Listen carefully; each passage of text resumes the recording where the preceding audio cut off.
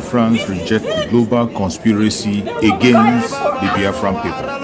At this moment, we use this media to demand the unconditional release of the Prime Minister of the United States of Biafra, Mazi Simon Ekpa Joko, who the Finland authority have held incommunicado for long now. They say they are investigating, and it's been months up to now. No charge has been brought against the Prime Minister of the United States of Biafra. We hereby demand the immediate release, the unconditional release of our Prime Minister, Mazi Simon Ekpa. The global conspiracy against the Biafrans is unacceptable. We will never, ever accept it. It doesn't matter how they try to paint it, the whole world is watching. And it is sad that the world is silent, watching the atrocities committed against the Biafran people. Mazi Simon Ekpa is only asking for the freedom of his own people. He's only defending his own people, trying to save the innocent lives that are being wasted away. Free Mazi Simon Ekpa now. Of resistance, fighting not only against the Nigerian government, but against the world. If you do not believe in what we are doing, then you better get out. We're not going to stop.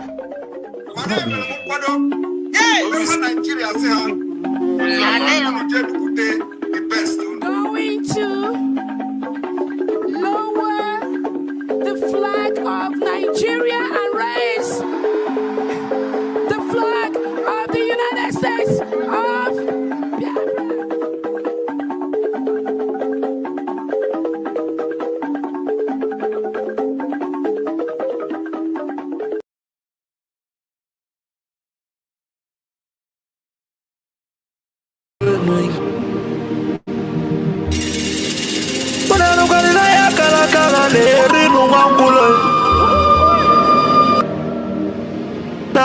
na mose vive na kiti enoi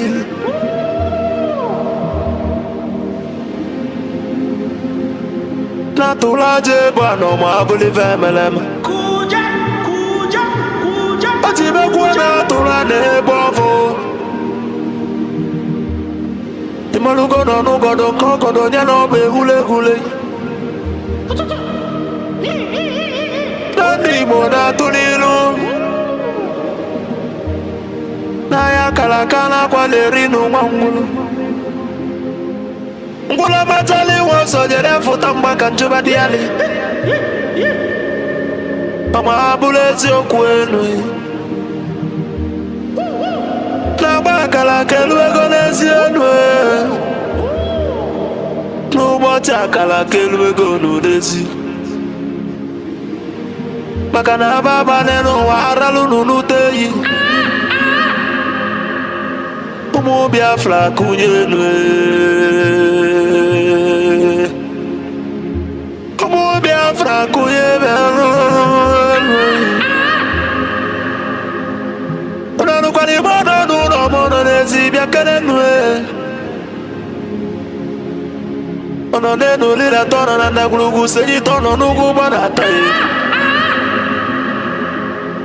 ka anyị were efu obi wee nataba n'ụba anyị maka na anyị ụkọ n'ụwa milion wee gba ọfụfụ ma ha bụrụ eziokwu enyi n'aka ndị kwọta mmiri aka ịgba gwachasị enyi ka aka ezu ezu ọpa bụrịbụ wee lụta mmanụ ụmụ Biafra kụnye enu ka anyị were ofu obi wee nataba n'ụba anyị maka na ofu obi agbaka mma n'ala n'ugo n'onwe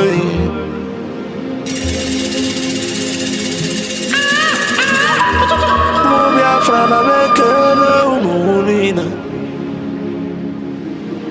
nke a bụ nke anyị nwa adeti na ijele nwanyị bịa kenemi ọkwa gị bụrụ okwu ekele n'afa ndị otu Biafra is our hope and the Biafra is our religion nke ọ dị na nwata chi eze amụ n'obi bụ onye iwere ya kwesị ya kene kene gị chukwu Ikemba one of Biafra land mmọnwụ be m Odogwu na-eli akara ya dike Nwafọ ndị Igbo jiri dị ebube bịa n'ebe ichebele mmọnwụ be m Abụzikwa odogwu eji mara Igbo niile Odogwu eji mara Biafra bịa Kedumegwu Chukwu Papa gị si ekene logi Filipu Effiong Abụzikwa nwoke kwuru okwu wee kwụsị okwu si na Biafra ya ekunye na ya bụ Biafra ya tụrụ ugo wenata na bụrụ na ya bụ Biafra ekunyego n'ọkụ ọgụlị nwata n'aka na ele Ọba gị isi ekene logo onye ndu Maazị Nnamdi Kanu Amadike Biafra kedu ebe dike Amadike Biafra bịa n'ụlọ She has no jurisdiction to try me. None whatsoever. I came out of Ọba gị bụ ofu onye tiri ndị iro mgbada nwụrụ anwụ n'isi accused from my case and cannot try my case. Amadike There are things that are happening in this country that a lot of you do not Amadike know. bụ mmanwụ ndị It is iro my duty to make that very, very clear to all of you. Emekene gị na Because the lies are too much. The lies are too much. I N'isi sent a petition to ekene the logi NJC Biafra COS DPMDrNgoziOrabueze bịa keneli o is using her Abụzikwa oke nwaanyị gị position ka for mụ na personal akpọ gain. n'ama For personal gain. Ada Biafra n'ịdọtọ Her son and her husband are facing corruption charges. Ezinne m obi ụmụ ya bịa ngwa ngwa They o told them. They Nwoke told dị them. na nwaanyị bịa n'ụlọ That if they unu convict me, this is what happens. Isi ike n'ụmụ Biafra kwụ gị n'azụ Nobody wants to do to maka na akwụdola eze ochie n'ụwa ịmalụ gị enu That's the problem. na gidigidi bụ ugwu eze ọma bụrụ eziokwu They sent her to my case. Akwa gị si ike ekenelu gị ndị Biafra gọọmenti niile ndị nọ na exile cabinet bịa n'ụlọ unu mwe ọnụ wee kene unu jisinu ike na Chukwu na ndị a na ya agba unu ube maka na onye sụrụ ọbịa ya atọ ka anyị malụ gị enu eyi jisienu ike ekenelu m ndị Biafra Liberation Army ụmụ Chukwu ndị ejezọ Biafra land bịa kenenu the great oracles of Biafra na n'unu ọnụ wee kene unu n'ama na nụnụ jisi ike n'ọrụ na Chukwu ya gba unu ume ụmụ Chukwu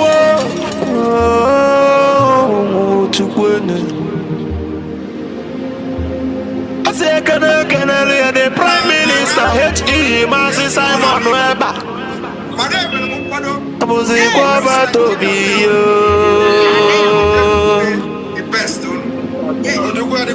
otu adịrị ụmụ Biafra bịa n'ụlọ anụ nganga mpi otembe wile na be mmiri na-arị ugwu bịa fudu akọ mmiri na-akwa n'onu mmụọ na-abụ abụ bịa keneli ọdọgịrị dị m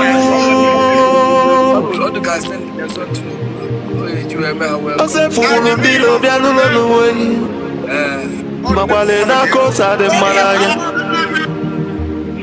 mgbe eji mụ agụ ka onye ilo si n'ọdịrọ nkasị onye ilo ya tinye isi onye ilo wee walọsọ abụzikwa nwe ọgbata obi ihe ọgada gidi dike bịa n'ụlọ kọwa ejiri kwala n'ihe onyinye Chukwu nyere ndị Biafra na n'ụlọ N'ụda bekele gị asị mụ na ya adịrịla Biafra niile na mma asị na ya adịrị unu niile na mma ndị anyị na-akpọrọ nwa n'owutere anyị wee rie nne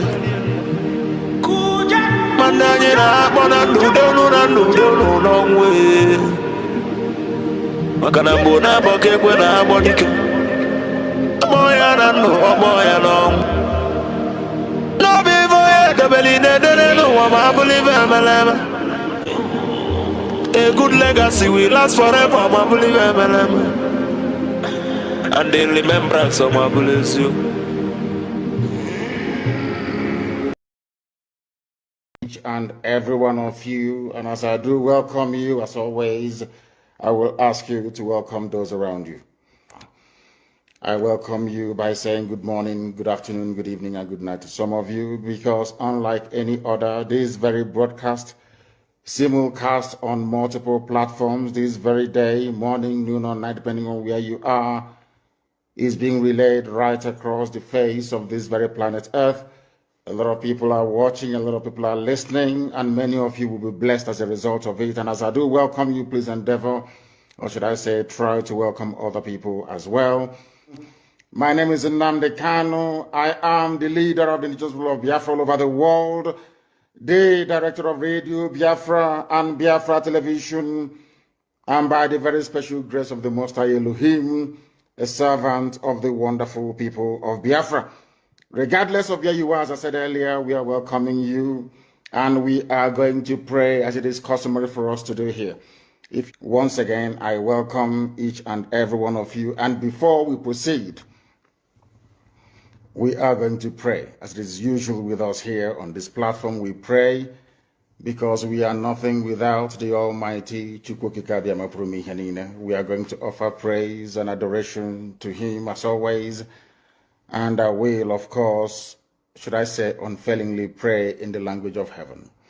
Some may misunderstand, some of them may try to misconstrue, but one thing is certain right now, in the presence of the Almighty God, Elohim, Adonai, El Shaddai in heaven, the angels are singing, worshiping, and praising the Most High with the very oldest language on the face of this very earth, the Igbo language. And that's how I'm going to pray.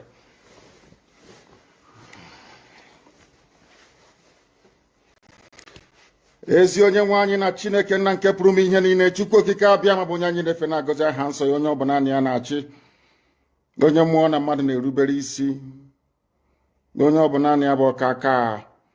Ụbọchị ene ka anyị na-etu gị eze ebube dị ngọzi, mmalite na ọgwụgwụ, ndị gboo wee tuo gị ebighị ebi, onye nwe m, ụmụ gị wee gbakọọ n'ụwa niile iwe nara ozi ọma nke gị onwe gị n'ezi ha site n'ọnụ mmadụ dị ndụ nna nke ebere dị ngọzi. Anyị wee na-asị na onweghị ihe ọbụla nke anyị onwe anyị bụ n'ihi na ọ bụ anụkpa ahụ sọsọ ka mmadụ dị ndụ bụ. Ofu ụbọchị anyị ga-anwụ, maka na okwu nsọ gị na-adịghị ma ruo mgbe ebighị ebi, n'ihi na okwu gị niile ga-abịarịrị na mmezu. Ọ bịa mere Biafra ga-eji wee bịa na mgbe nke anyị. Anyị wee na-akpọkụ wee na-arịọ gị na-asị, lekwa ude nke anyị na-asụ n'akwa nke anyị na-ebe ka o metụta gị n'obi. Onye nwe m na Chineke nna nke igwe, biko dịka isi wee napụta ụmụ gị n'ọbụ n'Ijipt, kwetu wee wezuga ụmụ gị bụ ndị Biafra mgbodo ekwensu bụ zuu nke mmadụ dị ndụ kere. Anyị wee na-aja gị mma, na-asị gị n'ime ọnọdụ anyị niile anyị ga-ekele ha nsọ gị, wee nye gị nsọpụrụ n'ụtọ na eji ama mgbe niile, n'ihi na anyị enweghị chi ọzọ ewezuga gị. Anyị onwe anyị anaghị efe arụsị. Ọbịa mere iji wee na-agọzi nzọmụkwụ anyị niile. Ọbịa mere IPOB ji wee gbaa mgbọrọgwụ n'ụwa niile. Anyị anaghị atụ egwu mmadụ dị ndụ. Anyị wee na-eto gị eze ebube dị ngọzi, sị gị biko gbatara anyị ọsọ enyemaka. Ọ bụ naanị gị bụ onye anyị na-efe nwanyị akpụ isi ala nye, ka i wee napụta ndị gị n'ọbụ nke ekwensu.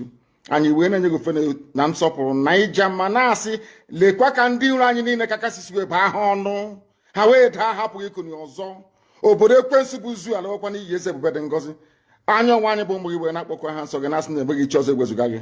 Anyị wee na-aja gị mma, wee na-eto gị, na-asị onye kere ihe niile kere eke mana onwe onye kere, na n'otuto niile na nsọpụrụ niile na ịja mma niile site n'ebighị ebi mara ebi ka a na-arịọ gị. Ise ise ise.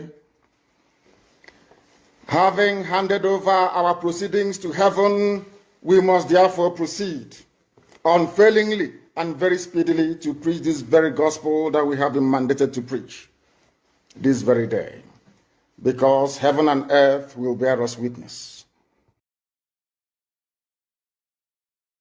There is no money in the zoo. If you don't take your money, start to withdraw your money from the bank. Oh, I have been saying it. The country is collapsing economically. There is no money in the zoo. There is no money. We have been warning you. Take your money away from the banks in the zoo. The zoo is collapsing. But some of you won't listen now.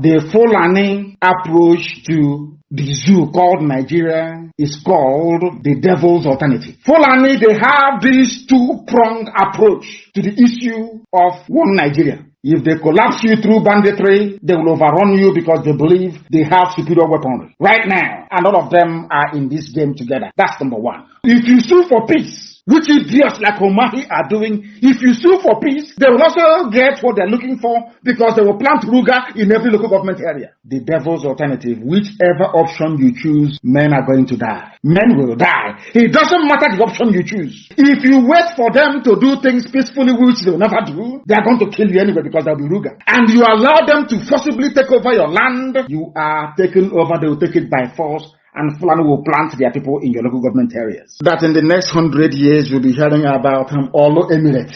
And then we'll be like Hausa people. Our great-grandchildren will now ask their parents, what happened? They will tell them, oh no, there was somebody called Hope Uzodimma. He was playing politics. He loved Nigeria. There was one called Umahi. He loves Fulani. He used to be our brother. But then we are gone. As a race, we are finished. And I said to these fools, Fulani Caliphate is dealing with you people, but you don't know it. They are like the vulture. Nigeria is pregnant. If Nigeria dies during the pregnancy, they benefit. Nigeria gives birth to their Ruga, which they want, a new Nigeria, which they want, is also to their benefit. The only people aiding and abetting them are these quislings, the fulefus from the East, intellectuals, and sophisticated morons from the West. I want to let the world understand what the so-called founding fathers of the Zoological Republic actually said about Nigeria. Since 1914, the British government has been trying to make Nigeria into one country, but the Nigerian people themselves are historically different in their backgrounds, in their religious beliefs and customs. They do not show themselves any sign of willingness to unite. Nigerian unity is only a British invention. Alhaji Sir Abubakar Tafawa Balewa, 1948, a founding father of Nigeria. The second one, Nigeria is not a nation. It is a mere geographical expression. There are no Nigerians in the same sense as there are English, Welsh or French. The word Nigeria is a mere distinctive appellation to distinguish those who live within the boundaries of Nigeria and those who do not. Chief Obafemi Awolowo, 1947. Now, lastly, let me tell you what Nnamdi Azikiwe said in 1964 after the so-called independence of Nigeria. It is better for us and many admirers abroad that we should disintegrate in peace and not in pieces. Then, should the politicians fail to heed this warning, then I will venture the prediction that the experience of the Democratic Republic of Congo, which is Katanga, will be a chance play if ever it comes to our turn to play such a tragic role. These are the historical facts that nobody can deny. We have it in abundance. So, their three founding fathers have, none of them actually believed in one Nigeria. All their founding fathers. But tomorrow now, you see Guardian write the founding father. Our founding fathers will be disappointed. But your founding fathers never believed in one Nigeria. It is here now. Unless you understand your role in society, you can never ever make any meaningful contribution. According to the Greeks, there are three types of people on this earth: the idiots, the tribesmen, and the citizens. People don't know the meaning of the word idiot. They think it's an insult. It's not an insult. When the Greeks used the word idiots, they did not use it as a curse word. Idiots are people who just do not care. That is the original meaning of the word. If they write exams, they will cheat. If they are in government, they will steal. An idiot does not care at all. If he eats banana, he throws the peel anywhere instead of putting it in a trash can. According to the Greeks, some societies have more idiots than tribesmen and citizens. As I used to say before, Nigeria is full of idiots. Idiots. You see, the land of Biafra must be defended at all costs. At all costs. It is the land of God, given to his children for their eternal habitation. We may have failed in the past to recognize this very fact, But now that this generation has come, there is nothing anybody can do to stop us from restoring the kingdom of God upon the face of this very earth in the land of Biafra, without apologies to anybody.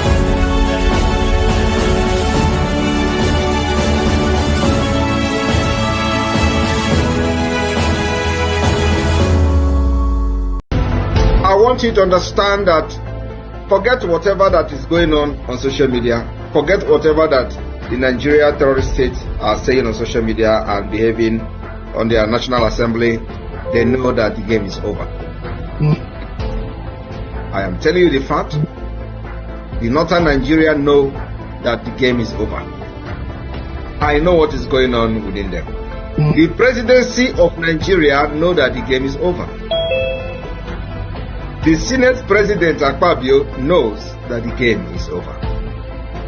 The only people that do not know, or maybe they are just skeptical, are the gullible one Nigerians who are believing in the Nigeria terrorist army that they have the capability to eliminate Biafrans, don't knowing that I actually lost the war already before we did the.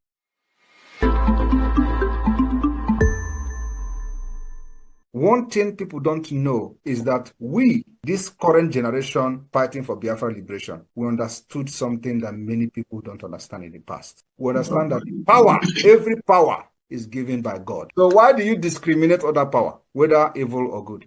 I want you to understand that this particular freedom we are fighting, if we do not push Nigeria out of our land, we will never have peace. Nobody ever thought of why the devil, why the Satan, or whatever it's called, why was Satan pushed from the heaven to earth? For peace to be in heaven, for peace to reign. Because if devil or Satan is still in heaven, according to Bible, do you think you'll be struggling to go to heaven today for Christians? You will not. Nigeria said it's going to be a London to what the heaven will look like. If devil is Satan is still there. So I want people to think towards this particular. So it is the same thing with Nigeria. Any time and any day you wake up in Biafra land and see there is still a presence of Nigeria in Biafra territory, there will never be peace. So we must chase Nigeria away, just the way God chased Satan from heaven. Back to where they come from. Everything in Nigeria, we will remove them. Educational system will be removed. Even the religious, the way they worship in Nigeria, oh my God, you need to see our constitution. So what I'm saying is starting from the constitution of the Biafra, the United States of Biafra. So we need to chase Nigeria just like they chase Satan from heaven to wherever they belong to, for peace to reign and return in our land.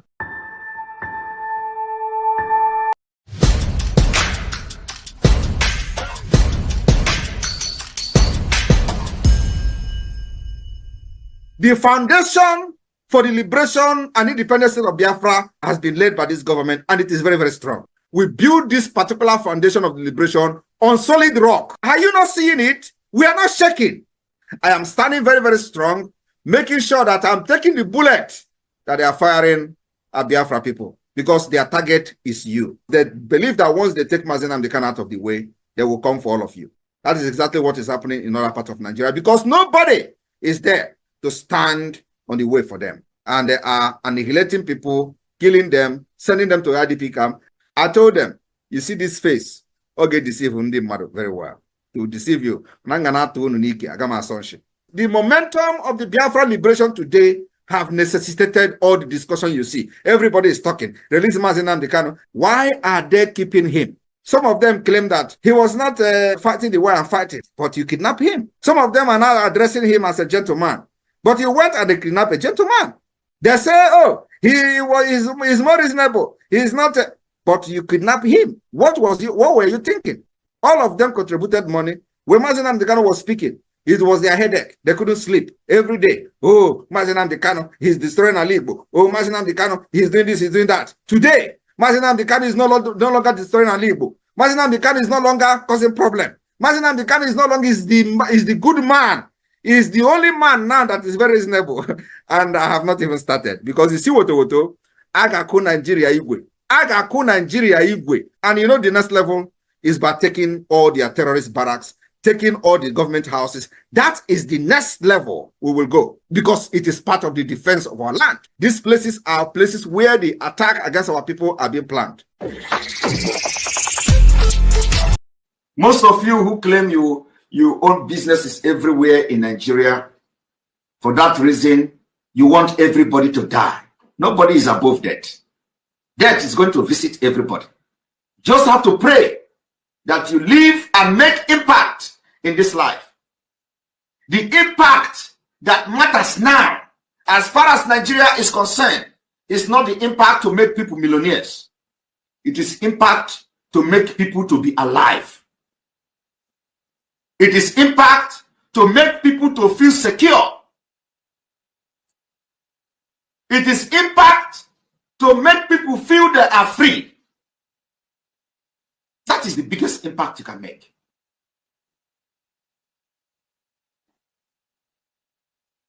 Millions are going to come. People will become millionaires when they are alive. Of what use is it? You make somebody millionaire today and tomorrow he died by gunshot from Fulani. Of what use will it be to the society? You pick up somebody and send him abroad and he come back to Nigeria and police will kill him. It is happening every day. Why do you want to continue to be part of a country like that?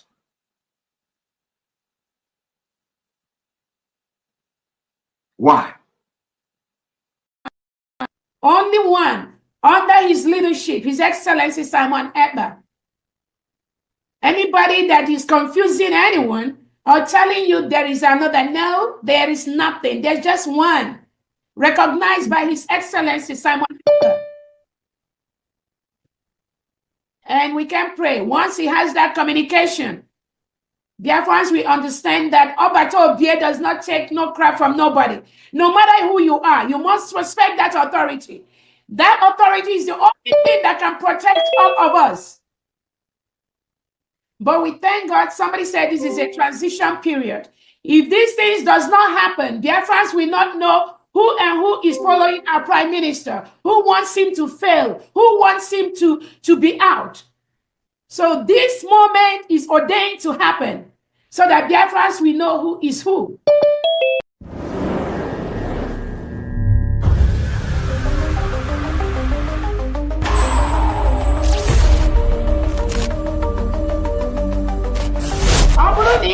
That you are supporting Nigerian government in any way, either in the Nigerian army, Nigerian police, Nigerian security, Nigerian immigration. The PM has said today, we are not against you. But if you wear the Nigerian uniform representing Nigerian government in Biafra land, you are going to pay the price. And you're going to pay the ultimate price for supporting a terrorist government that is in Biafra land. These are terrorists that kill our people, maim our people, burn our houses, burn our businesses, burn our homes in Biafra territory.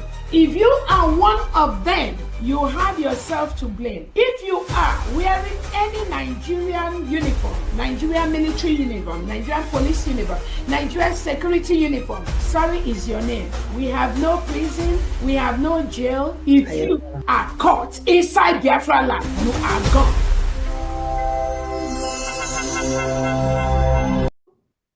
I want us to know, Biafrans, that there are people that are being used to scuttle the independent state of Biafra. You all remember during Uwazulike's time, they come in different format. During Nnamdi Kanu's time, they came in different format. During Simon Ekpa's time, they are here now in a different format. Biafrans, use your tongue and count your teeth. The Southeast governors, South governors, we continue to use these individuals to make it look as if there is a parallel government. There is no parallel government. There's only one United States of Biafra. Exactly. This thing you see they are doing, that is what Tinubu and Bianco Ojukwu has paid them to do. When you support them, you are supporting the destruction of the mandate. And what is the mandate? I want to explain what the mandate is. Those of you that have listened to the voice recording that was sent, where the Prime Minister, His Excellency Simon Ekpa, have said that we, I know he called me, but it is all of us, we must protect the mandate. That voice recording is pinned on my Twitter space. Go and listen, my Twitter page. Go and listen to that. Protect the mandate. Keep it separate from all the crazy shit they do. Protect the restoration of the United States of Biafra. That is the message from our Prime Minister Obatobie Simon Ekpa. Mandate. Whatever they are doing, whether they are doing IPOB, whether they are doing Briggy, whether they are doing whatever, the Prime Minister have told us, protect the mandate. And what is the mandate? When I ask this individual the question, what is mandate? What is mandate? I ask, there are two questions. Is it the New Dimension mandate? Is it the United States of Biafra Declaration? United States of This Biafra individual Declaration. told me both. Both. Go and listen to that voicemail. She said both. That was the message from our Prime Minister. Both. What does both mean? Both means the New Dimension mandate and the United States of Biafra. The Prime Minister have told us to specifically protect that mandate. Nobody must go near. Nobody should tamper with that. Welcome, fellow Biafrans, lovers of freedom across the world. I welcome you to today's program. Wherever you are watching us from, I welcome you and I appreciate you for joining this platform. Those who are watching from Facebook or you're watching from TikTok, and those who are with me here on David Harbour channel where I'm hosting the program, I welcome you all and I appreciate you for being part of this program. Remember, this platform where you are watching this program is a platform that is under the United States of Biafra. The United States of Biafra that was declared on the 29th of November 2024 under the command of our Prime Minister, Mazi Simon Ekpa, and on the Supreme Command of Mazi Nnamdi Kanu. Today, under the leadership of the Deputy Prime Minister, the COS, Dr. DPMDrNgoziOrabueze, that is where we stand. In this very platform, we do not come here to instigate violence. We don't come here to preach hate. We do not come here to attack people or individuals. We don't come here for propaganda or blackmail. We do not come here to speak against any race or religion. What we do in this platform, precisely, is to present the problem of Biafra before the whole world. What we do in this platform is to debunk every lie that have been told against the Biafran people, the lies that have been told against our Supreme Leader Mazi Nnamdi Kanu, the lies that have been told against our Prime Minister Mazi Simon Ekpa, and the lies they are telling against our Deputy Prime Minister, Dr. DPMDrNgoziOrabueze. These lies in this platform will trash them to pieces. In our program, we expose the atrocities of Nigerian government in Nigeria against the indigenous people, more especially the Biafrans. We expose the war that Nigeria is fighting against the Biafrans. The war they continue to fight all the way from 1967 till date. Though the major war lasted for 3 years and they said no victor, no vanquish, they continued on that war up to this moment as we speak. They deceived the Biafran people to believe that the war is over, and the Biafrans gave them the opportunity to make things right, and they promised the 3R. They promised the reconstruction, the rehabilitation, and reintegration. None of this was done up to this moment. It's been decades. None was done. Instead, they continue to attack the Biafrans and remind them that they can destroy and take over their land at any time. They continue on that war. That genocidal war is still going on in Biafra land today, unnoticed. We were all here when they declared the recent war that is ongoing on national TV. The chief of army staff declared a war and said that they are now engaging on asymmetric warfare in Biafra land. Later on, he called it a jungle warfare. You and I know what war means. It is not a joke. When a military man in uniform tells you that there is war, you know what is coming. Destruction. And that is what is going on in Biafra land today. The media has failed to report what is going on. All the conventional media turn their blind eyes to the atrocities of the government in Biafran territory. The international media refuse to pay attention. That is why we have taken upon ourselves to bring the report to the world. No matter how little people we can reach, no matter how little our platform is, we will continue to speak. You never can tell who is going to come across our story and then pick it up from there. While we are looking forward for recognition, we are not going to relent on fighting back in self-defense to defend ourselves. And that is what the Biafran people are doing as we speak. Remember, self-defense is the right of every human being on the planet Earth. You have the right to defend yourself. International law accepts that. African peoples and human rights law accept that. Even Nigerian law itself authorizes people to defend themselves. We have seen a series of videos that are coming out from the zoo where they are asking the people to defend themselves, including the DSS chief. That is the latest one where he was asking Biafra with their people to defend themselves.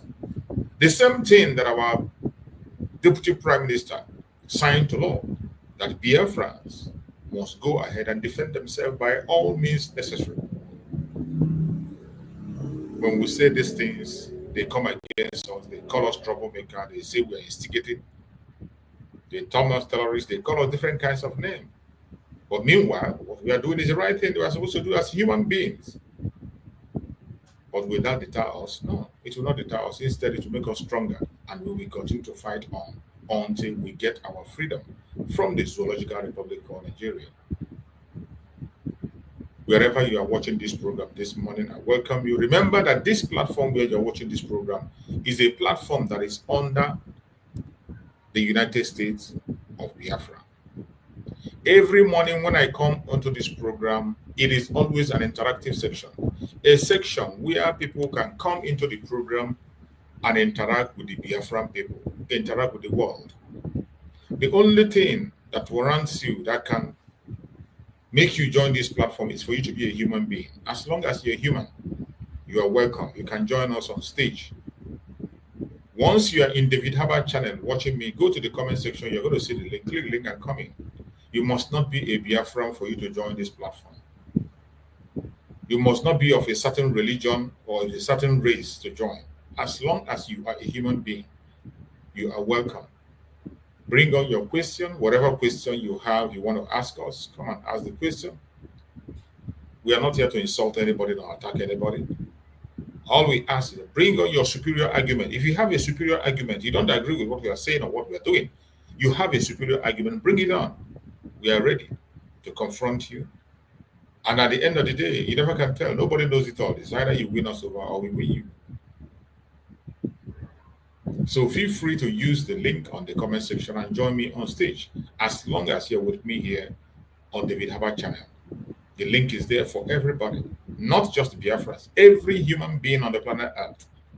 If there is something you're hearing about us, you're not too sure about, there is an argument you have, you want to present before us, click that link and come in. You are welcome. The only thing we ask is that when you are appearing on this very platform, appear in a decent manner, because the whole world is watching. Children are watching. We cannot admit you in this platform wearing your singlet. We cannot admit you in this platform naked. You must conduct yourself and dress properly. Then we can admit you. You will have all the time in the world to ask your questions and make your contributions where necessary. The next thing we ask is that when you are making your comments in this platform, making your contribution, try as much as possible to be civil. Try to be civil in your comments, in your discussions. It doesn't matter how angry you are. It doesn't matter how dissatisfied you are with what you are doing or what you're saying. try to control yourself and make your speech in a civil manner so that the world can digest what you're saying. And the Biafrans will also equally understand you. That is all we ask. If you can do all that, you will enjoy your stay here. Thank you so much for joining us on today's program. And on today's program, we are going to speak about a topic which says, a generation which ignores history has no past and no future. We must learn to tell our stories. A generation which ignores history has no past and no future. We must learn to tell our stories. It is unfortunate that we found ourselves in a country where history is a taboo, where history is abolished, where they do not teach history.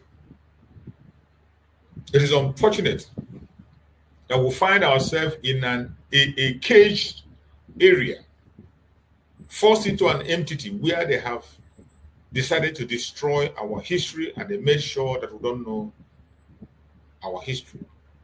They don't want us to know the past. They do not want us to know the past so that we can be able to make corrections where necessary. They don't want us to know what transpired. They don't want us to know the mistake of our forefathers.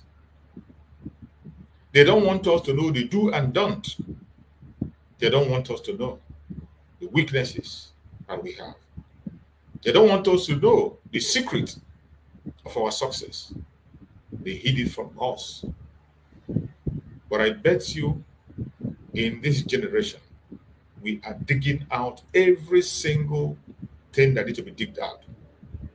There is no place to hide. We will not allow any information lie low. It doesn't matter how they try.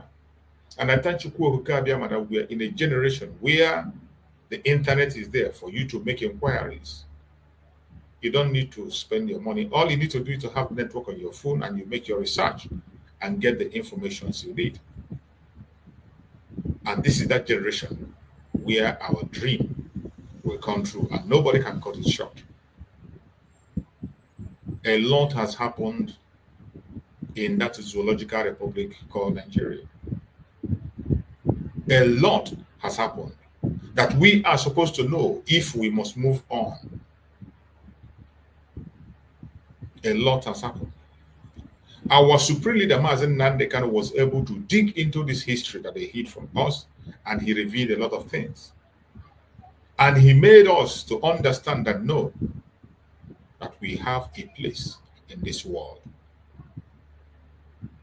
That the only place where we have faith in this world today is Biafra. Mazen Nandekano gave us the key to success, the key to security, the key to good life, the key to good economy. He was able to dig it out. For a very long time, people have believed that you must bow to a certain group of people before you can be able to be a human being. People have made us to believe that you must sacrifice certain things within yourself for you to be whom you are supposed to be. Meanwhile, we are freeborn. They never allowed us to realize that we are freeborn and we have the right to be whom we want to be at any time, that we have the right to attain to any height we are supposed to attain. But I thank Chukwu Okike. I thank Chukwu Okike for giving us somebody like Mazen Nandekano, who brought out that message. And the message sank into every single Biafrans, except for those today who their soul is already sold out. The message of Mazen Nandekano did not only resonate with Biafrans, it resonated with the Southwesterners, the Ududua people, and also even the Northerners. People begin to reason and ask questions, and answers began to come.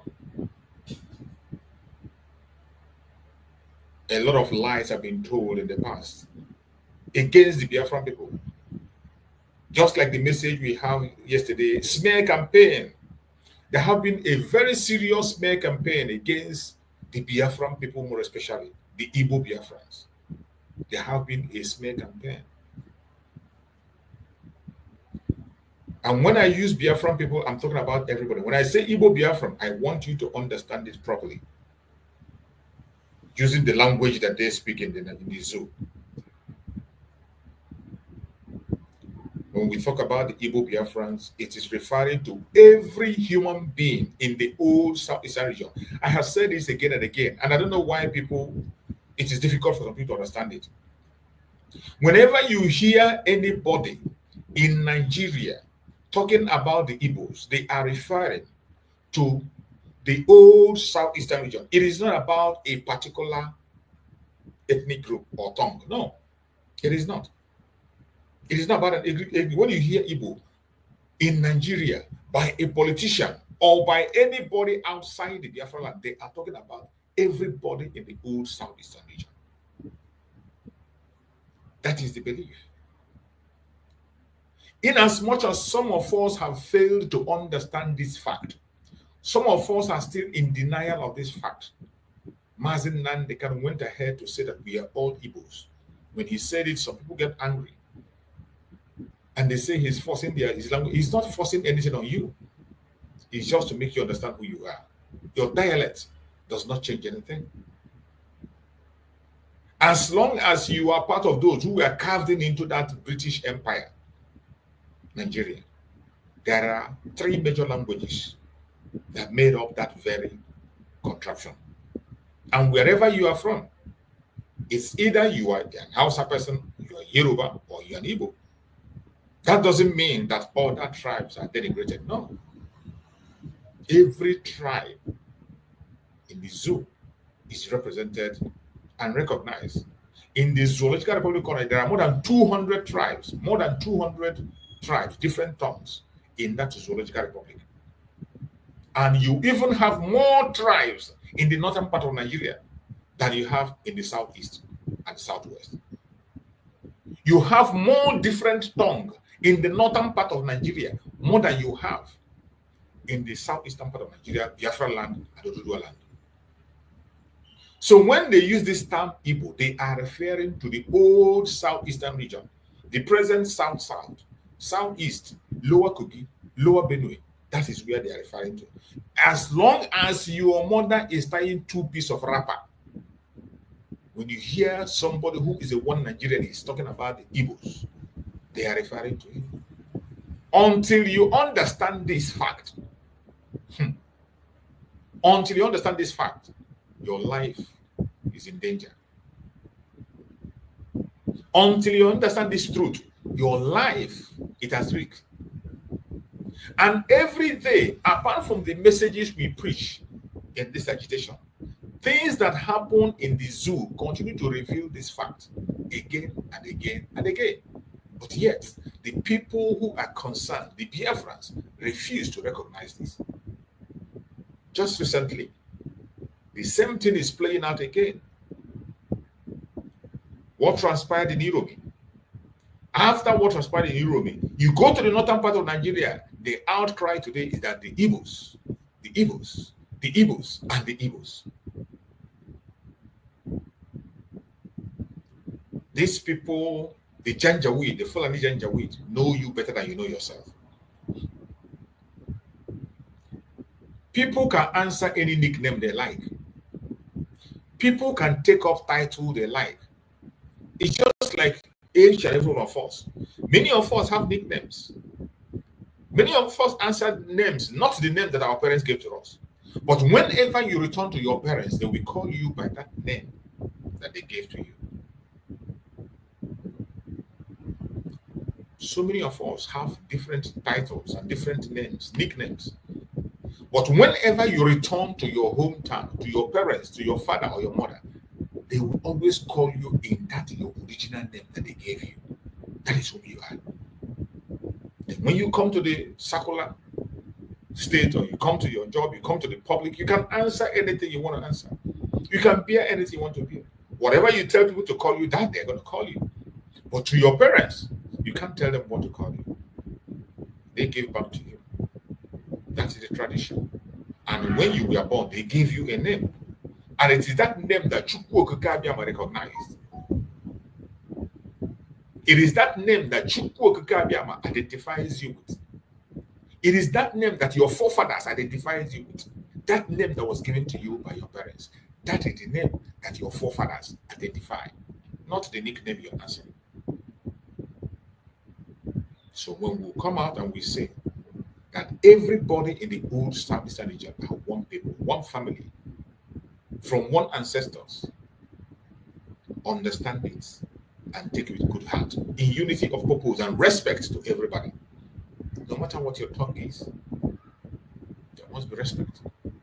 And remember, for some of you who are scared of marginalizing you or doing this, there is no marginalization in Biafra. That was why Mazin Nanekana went ahead to say that there's no minority. The minority language they use, they tell you this is a minority tribe. There is nothing like minority in Biafra. After we have fought and got our country Biafra, there are nations that made up that Biafra. Each nation can be on their own and use their resources for themselves. Each nation, whether you are 3, 4, 5, 6, no matter how many you are, you will be entitled to utilize the resources in your area to develop your area. Nobody's going to interrupt or intrude. It is a blessing that you are born with. You didn't make yourself who you are. We did not choose the tribe we are going to be. We never chose where we are going to be born. We found ourselves on this planet Earth. And eventually we saw that we are in the old Southeastern region, Biafra land. And there is nothing anybody can do about that. Not even you. You can't change it. You can't change it. It's not in your hand to decide or change. The only thing you can do is to relocate if you're not comfortable living in Biafra land. You can relocate to any part of the world, pick up their citizenship, and yet your ancestors knows who you are. That is why today people who were sold in slave trade are tracing back their root to where they come from. Even though they have good life where they are, even though they are living comfortably where they are, they trace where they come from. And most of the time you see them returning to their root. There are so many that have returned to their root. So you can't change whom you are, where you are, but because it wasn't your making. It wasn't your making. You can't change it. You can only change what you made or what you built. My fellow Biafrans, we have gotten to a time that every single one of us have to be very careful and watchful to what we listen to what we hear, and what we speak about ourselves. We must learn to tell our story. There is no excuse to give today and say you were not told. Your forefathers did not tell you. Your father did not tell you. You have to dig out information by yourself. In 21st century, in this our generation, every information is in your palm. It's left for you to make research and you find them. That is why we have to take our story and tell it. Do not allow the enemies to tell your story. If they do, they will never tell it to your advantage. Never. The enemies will never, ever tell your story to your own advantage. And that is what is happening in the Zoological Republic today. The smear campaign against the Biafran people continue. Each time they have the opportunity, they will throw in that smear campaign. Each time they have the opportunity, they will throw it in. They will never see you as one of them. It doesn't matter how you try to please them.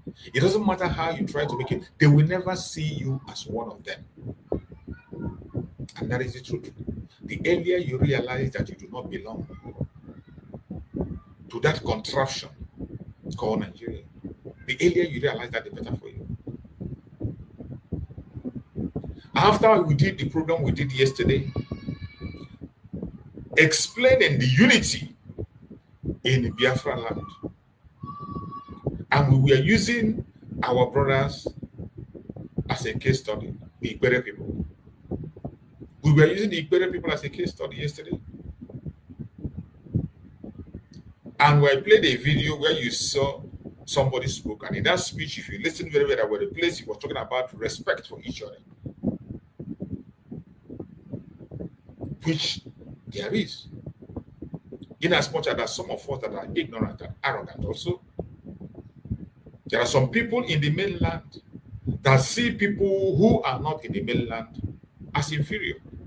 Some Biafrans in the mainland, they see some people in the coastal region as inferior, which is very, very wrong.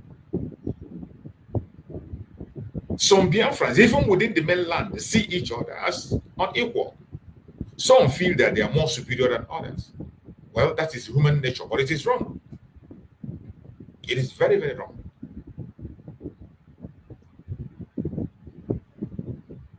And because of that very thing, some people capitalize on that to destroy the image of Biafra, to cause confusion among us. And that was the card they played during the Civil War. During the Civil War, they played that card of smear campaign.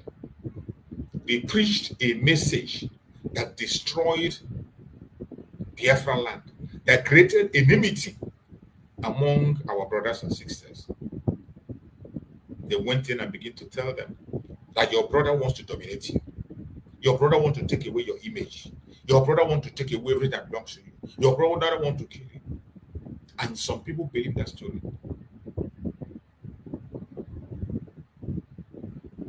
And they forget. They believe that story and they forgot that Ozu Suisi. That is when you know who is your brother and who is your sister. When the corpse is smelling, that is when you know who is a brother or a sister. When somebody dies and the corpse is smelling, that is when you will know who is the brother and sister. Only a brother and sister can stand. Without covering nose or doing anything, they will be there. They forgot that Izuka man and age. And some people bought into that lie and they turned against their brothers and sisters. They went ahead to push a propaganda and blackmail, smear campaign against brother. They tell you your brother hates you. He wants to dominate you. He wants to take over your property. He wants to take over things that belong to you. That very message that trickled down from Ahmadi Bello, that message Ahmadi Bello preached in BBC. They brought it and narrowed that message down and preached it in Biafra. And some people bought into it because of their selfish interest. They bought into it. And they succeeded in dividing us within the Civil War. The reason I'm speaking about this topic today is because of a video I saw. That video was made by somebody from Oduduwa land, a Yoruba man, who fought on the side of Nigeria during the Civil War. In that video, that man was trying to explain why Biafrans lost the war. And his explanation, he ended up on that same smear campaign. The reason he gave there that made us lose the war is a blatant lie. It has nothing to do with the loss of the war. He was only trying to promote that same smear campaign. The agenda of the caliphate, the agenda of the British is what he's trying to promote. But if you are not careful, when you watch that video, you will think he's making sense. He's not making any sense. And we are going to digest that very video. After I play that video, then I will give you an account, a more reasonable account on why we lost that Civil War. These informations are very important. Why did we lose the Civil War in 1967? The war that took the life of more than 5 million people, mostly children. The whole world stood by and watched, and yet they did nothing. They did nothing. Why did we lose such a war? It is not because we don't have the manpower. It is not just because of why did we lose that war? It's a very strong question that we need to ask. because we are going to recover what we have lost. We are already in the part of recovery, and we have already recovered. The redeclaration of Biafra that has been made on the 29th of November 2024 is a very strong and irrevocable move. Biafra have been redeclared. And it's time for us to guide ourselves, watch closely to what you listen to the propagandas that are going to come, because they are already coming. Before we go further, I would like to play that video. Let us pay attention to what this man has to say. I want you to pay attention. We'll pay attention to every single statement he makes. Then later on, we'll bring down another account, which I'm going to read out from an article that somebody wrote. Then it will help us to understand the situation better. Let us hear this man out. Who are educated people. They are well read. It only shows you that truth is timeless. When lies will go for 1,000 miles, the truth will only need to take one step. Exactly. People who are looking for the truth. What happened? Why did we lose this war? The question is, why did we lose the war? I want you to hear his own account. Why did we lose the war?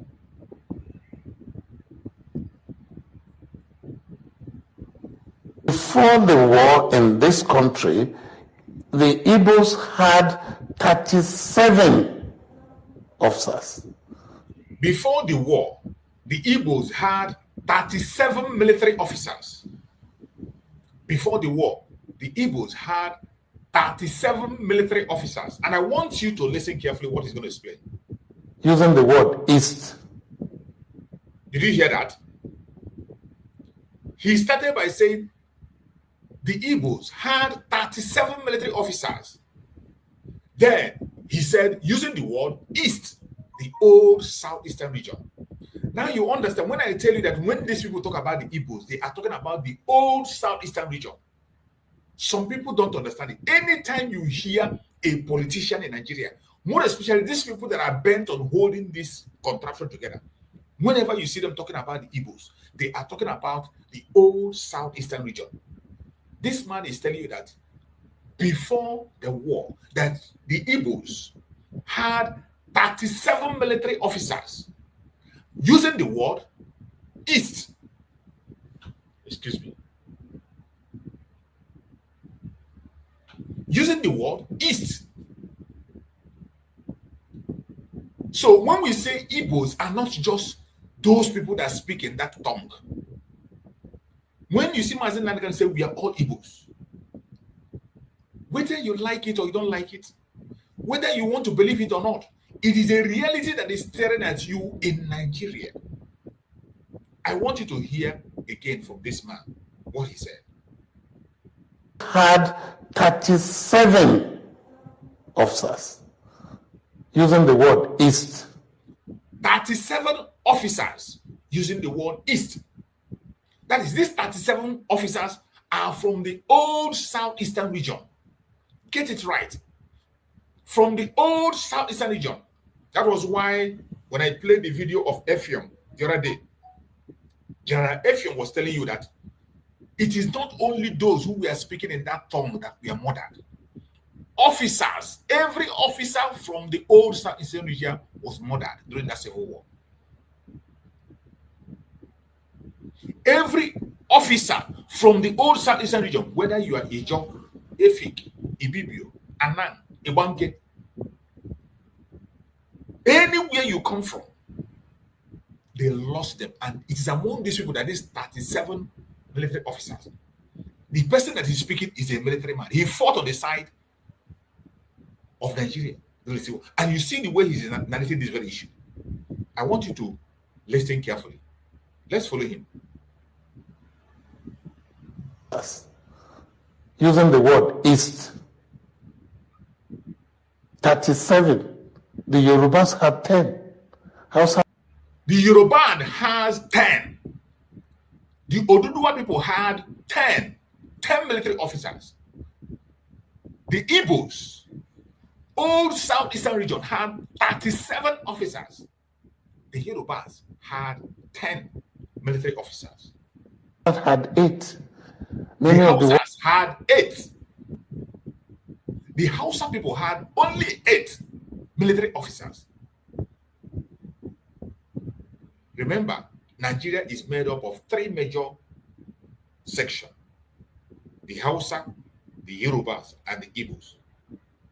And he's trying to explain to you why he thinks we lost the civil war. That's what he's trying to explain.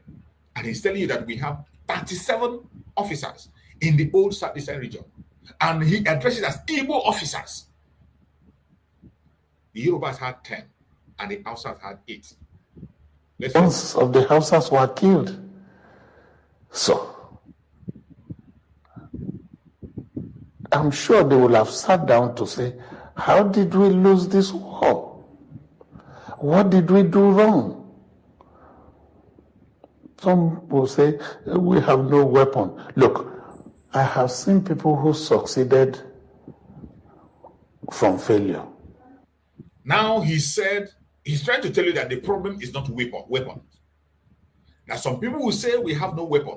But he is trying to explain to you that the problem actually was not weapon. To his own understanding. The person that is speaking is a Yoruba man. Hold that to your heart. A Yoruba man speaking. He said, some people will complain of weapon, but the problem wasn't weapon to him. Let's listen. I have not met one person that succeeded from excuses. I am tall, I am black, I am short. He is trying to say that we making excuses for losing the war is baseless. That there is no excuse we can give. Talking about not having weapon and this and that, he doesn't agree with that. Now let us hear him out. What he thinks was the reason why we lost the war. I want you to pay attention to smear campaign of Nigeria, the British method and Nigerian zoological method, how they try to divide us and make sure that division continues to rule. To give you the food you're talking about, your enemy will. Who's to give you the food you're talking about? I want you to get your enemy succeeded from failure. I have not met one person that succeeded from excuses. I am tall, I am black, I am short. Who's to give you the food you're talking about? Your enemy will come and feed you. Somebody is daft. Now he is talking about using starvation in the war. The starvation that Nigerian government used to starve Biafrans, that weakened our army, that made us, our children, millions of our children to die. That is not an excuse. And that should not be something we have to use as an excuse that he made us lose the war. And he's asking, how do you expect your enemy to feed you in war? That of course your enemy cannot feed you. Who is going to give you the food? These are his arguments. If that was the thinking, they deserve to lose the war. But why Igbo in particular? Igbos did not lose the war. The East, that was Biafra, which included Ekwere, Anang, Ibibio, Efik, they lost the war. But why is it so that the Igbos are so concerned with it? Did you hear him? He said that the Igbos did not lose the war. And he mentioned the old southeastern region, as he said before, that they were the people that lost the war. That is not about the Igbos.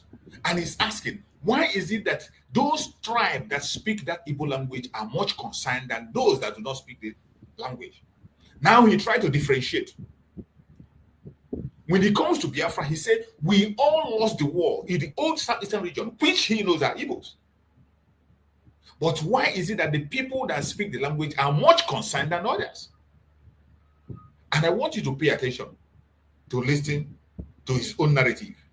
Igbos did not lose the war. The East, that was Biafra, which included Ekwere, Anang, Ibibio, Efik, They lost the war. But why is it so that the Igbos are so concerned with it? So you see, there is another commander of the Navy called Pascal Odu. He wrote a book. He was talking about his boss from Agbo. He said, but the man is not a Biafran anyway. So, an Agbo man who is Ika Igbo speaking is not a Biafran. So you could see why they lost the war. Because they annihilated the ethics, the anarchs, the bibios, the queries. Now, do you see where this man is putting his campaign? Now he's saying that the Igbos, those who speak Igbo language, annihilated, took away, separated, and put away other tribes. This is a blatant lie and campaign of the enemy.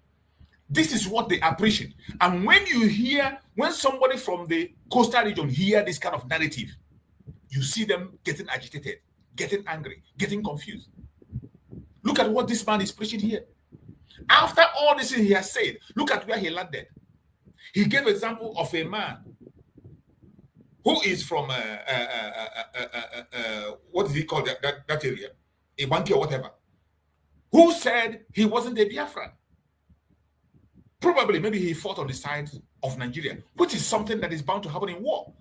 Sometimes you see people on your area fighting with the enemy, fighting for the enemy against their own people. We have seen it on several occasions. Biafra case will not be, it's not different. There has been several occasions at war where people were fighting against their own persons, against their own. They were fighting on behalf of the enemies. But look at what this man is preaching. Now he took the blame and gave it to those who have that tongue and say that they annihilated. That is the word he used. I want you to hear it directly from him. Look at the word he used. Pay attention to the way he tried to push that narrative. These are the bunch of people that are still holding on to that very narrative of making sure that that division in Biafra land continue. When you see them, they start their statement. If you don't pay attention, you wouldn't know where they're going. You wouldn't know. But look at how he tried to paint it. And when somebody from the coastal region hear this narrative, you can imagine how the person is going to feel. I want you to pay attention again. He was talking about his boss from Agbo. He said, but the man is not a Biafran anyway. That somebody was telling him about his boss from Agbo. Maybe a military man who said his boss from Agbo is not a Biafran. Are you going to force somebody to be a Biafran? This is where they push this. And by the way, before the Biafra started, before Ojukwu declared, Ojukwu went into discussion with all the traditional rulers in the area. In all Biafran region, in the whole of Southeast and South-South, they were in meeting for 4 days, according to history. They were in the meeting for 4 good days until they arrived at a conclusion and gave Ojukwu the mandate to go and make a declaration. That was why even the name Biafra was not given by an Igbo man. It was an Ikwere man that gave, an Ijo man that gave the name Biafra. During that very discussion, they had a meeting, consultation were made, consultation for good 4 days. But you see, when they print the narrative, you would think that the Ojukwu just came and declared, the Igbos just came and they fought a war and dragged people into it. Look at, this is what they continue to preach and paint in all their narrative. And there are similar videos everywhere. He pretends to tell you why we lost the war. So why we lost with the war was because that the Igbo Biafrans annihilated every other tribe, and he was mentioning them one after the other, which is a blatant lie, a smear campaign from a Yoruba man. These are the Awo group that we are talking about. There are wonderful Yorubas. There are very wonderful Yorubas that have wisdom and that knows what to do. But people like this that have hate in them, we always use every little opportunity to play that card and push that smear campaign. I want you to pay attention. Pay close attention to what this man is doing here. Pay attention. You see, there is another commander of the Navy called Pascal Odu. he wrote a book. He was talking about his boss from Agbo. He said, but the man is not a Biafran anyway. So, an Agbo man who is Ika Igbo speaking is not a Biafran. So you could see why they lost the war. Because they annihilated the Efiks, the Anaks, the Bibios, the Aquarius. And once you alienated these people, they're looking for where to belong. So when Nigerians got there, they gave us all the support that we needed. So we had to move forward without having to look back. The natives supported us. This is a blatant lie. And they push this kind of narrative outside. And people listen to this idiot and they believe it. It is so annoying that when you see some of these videos, people go to interview them and they use that opportunity to push this smear campaign. And when people in the coastal region of Biafra hear this, our own brothers, they will feel that we don't want them, that this is actually what happened. This is a blatant lie. This was not why the war was lost. When it comes to sabotage and people fighting on the side of the enemy in the case of war, it is not only in Biafra, it happens in every circumstance and situation. It happens in every way. We know one of the people that supported that war, Adakaboro. You know what transpired. Why Adakaboro decided to fight on the side of Nigeria. Everybody knows. He was one of those who was in the creek causing the problem, using Biafran uniform to take the life of their own people in order to blackmail the Biafran. Simply because he felt Ojukwu, while representing the Zoological Republic, imprisoned him. So he will never support anything that Ojukwu stands for. He doesn't care. And because Gowon saw that loophole and used him, these are individuals. There are many of them like that that were used to blackmail the Biafrans, and they went into their people to confuse them, blackmail, and people fell into it. And look at how this man interprets his own short language. And when you see him start the narrative, you think he's making sense. But where he's pushing at is to create that smear campaign, to distract, deceive, and confuse people. It is so sad, very, very sad, that we continue to have this kind of people circulating wrong information out there. This is why we must pay close attention. A generation which ignores history has no past and no future. We must learn to tell our stories. We must begin to tell our stories. It is because of this kind of rubbish that they use to distract, to confuse, and deceive people. And we must not allow it to continue to happen. It is sad. After reading this, I am going to read an article that was written for someone that is much more reasonable, that was written, I think, by a Biafran. I'm going to read that so that we can understand actually what transpired and not what this idiot is saying. Why we lost the Civil War. I can see my brother Akonyo Wetere, you are here. Go on and make your opening speech before I go ahead and read the article I want to read. Are you there, Akonyo Wetere? Good morning. Good morning, my brother. Take care the state they created after the Civil War. Then we got there. Then he take care that interview with a Paris woman. Did one. Those two work the bomb called the idiot. I can't hear you clearly. Akonyo Wetere, I can't hear you clearly. Say that Monday car fall into. Take him with crazy, yeah. And also interview Peter Kalifumere with Edmond Obino. He was there to work. He was there to go for the idiot. In fact, It's so noisy. It's so noisy, dear my brother. I can't really hear you. I can't hear you. Akonyo Wetere. Maybe when you go in a better place, we can be able to hear what you're saying. So, my fellow Biafrans, this is some of the things we have to really look into, and this is why we have to pay attention to history, more especially our beloved brothers and sisters in the coastal region. So many people are being deceived, just like you see Wike today talking from both sides of his mouth, confused. You see the pig in the creek, confused, even when he knows who he is and where he's coming from. But they help to push this smear campaign, lies everywhere, and we must not allow it to fly. We must not. So, after hearing the narrative of that man, I want us to listen to this. I want us to go through this article that was written by Mazi K. Ani. Mazi K. Ani wrote this, and I'm going to read it out so that we can, because after reading this, I found it much more reasonable than what that man was talking there. Why we lost the war. So we are going to read this very article to help us to digest this very program and take it to the length that where we need to take it. The article is written by Mazi K. Ani.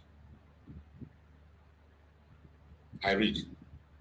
As things stands, it seems that the first Biafran war was merely a notice served to effect that a state of that name will someday reappear in the world map unless the grievances that led to war in the first place are addressed.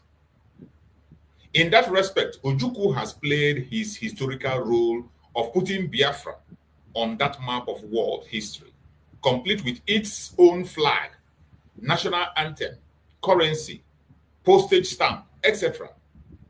No liberation struggle on the scale of Biafra has ever been totally and permanently defeated. Nigeria may well become a world first in this regard if the underlying grievances are addressed. In May 2000, the anniversary of Biafra independence, the Biafran flag was hosted anew in Igbo land by a local group. Quite clearly, the Biafran saga is not over until it is over, unless the grievances that led to that war are satisfactorily addressed. Those dry bones may rise again. That is absolutely true. That is nothing that is going to stop. That is nothing. There's nothing. And we know that they will not address the grievances. So when you are saying, oh, they will never address the grievances. And he went ahead to write. He said, there has been a proliferation of Biafra and Ojukwu related articles lately in Nigerian cyber media. This is both a reflection of critical role of one man, His Excellency General Chukwuemeka Odumegwu Ojukwu, in the historical turning point of Nigeria, as well as the Igbo proverb that after brave men have done the real fighting, the effeminate would remain at home by the ferry side and tell the tales. The cyberspace have become the ultimate fair side, a destination for cowardly tale-telling by effeminate revisionists of all hue about a war that ended over 3 decades ago. One term that recur with regular in this fancy tale is the issue of Ojukwu leadership and the outcome of the Biafran war. However, all the articles written so far on the issue has missed the point by narrowly focusing on leadership. That is what they do all the time. When they want to narrate the failure and the success of Biafra, they will always talk about Ojukwu this, Ojukwu this, how the management was done, but they forgot some major important things. I agree with you. Therefore, they suffer from one debilitating weakness, one factor analysis, the term Ojukwu, taken out of its historical context from predictable source, because taking out context from predictable source has become as boring as it is unproductive in this easy essay. We unpack the live reason. We unpack the real reason for Biafra loss of the war, the implication for the brand of total political posturing that failed to account for the change context of that defeat. Biafra lost mainly because the idea that is portrayed was too far advanced for its time. Now, this person is trying to explain to us why we lost the Biafran war. Mazi Ani. And I want you to pay attention to his explanation. You are going to get it and get it right. Not that thing that Afonja is talking. What the Afonja is saying has nothing to do with the reason of the war. Even though we know they are saboteur, it happens in every way. It happens in every way. So they continue to push their smear campaign and propaganda, which is a false message. Now, let us hear what Mazian has to say. He said, Biafra lost mainly because the idea that it portrayed was too far advanced for its time. At the time we are talking about Biafra, he is saying that that idea was far advanced for its time.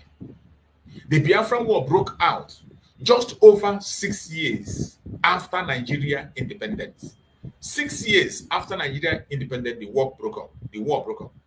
At that time, anti-colonial struggle were still going on elsewhere in Africa, putting Africa nationalists against colonials and non-colonial forces in countries such as Angola, Mozambique, Zimbabwe, South Africa, etc. The issue thrown up by Biafra had not been properly understood at the time as they are now. These issues are.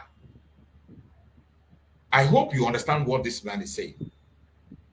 That at the time that Biafra issue happened, it is not that it's not right, but it was too advanced for the time. People could not understand it because of the presence of the colonialists at that very time.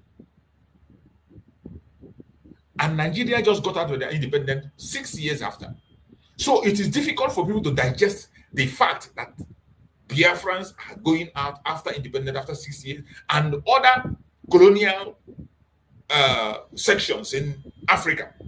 People were still under colonialism and whatever. And it was difficult for it to be understood at that time, 1967, 6 years after independence. This is the reason the guy is getting. And he said, there are reasons. These issues are the issues he pointed out that made us to lose that war.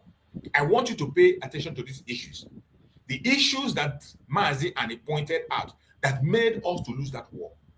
Listen to these very issues. Very, very important.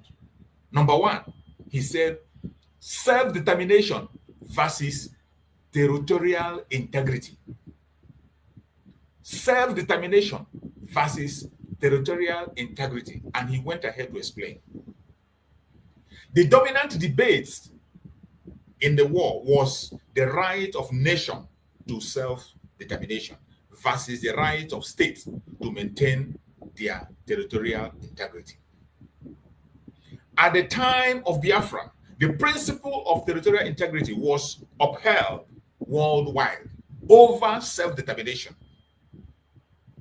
And because the Nigerian side represented the politically correct ideology at the time, it was able to mobilize a vast array of forces, incorporating both NATO, Warsaw Pact countries, and the Arab League, USSR, UK, OAU, USA, Egypt, etc., against Biafra, which was seen as a threat to Nigeria's territorial integrity. I hope you understand the explanation. As at that time, self-determination was not acceptable. What they care about is territorial integrity. And that territorial integrity was serving the purpose of the colonial master, because most countries are still under colonialism at that time. And there's no way they could be able to support Biafra, because self-determination is not on board, can never be supported. It's not even pronounced. Nobody knows about it. It was far, far, far, far, far. Something they never dreamt about. He went ahead to explain. He said, at that time, Biafra was declared. Very few people, example, France. He said, at that time, Biafra was declared. Very few people, example, Francis Charles de Gaulle, Tanzania, Julius Nyerere, Zambia, Kenneth Kaunda, etc., upheld the right of nation to self-determination over territorial integrity of states. Today, the picture is different. The scale has tipped in favor of national self-determination as seen in Eritrea, Yugoslavia, East Timor, USSR, etc. Indeed, during the Biafran period, the collapse of states, any state was viewed with utmost horror.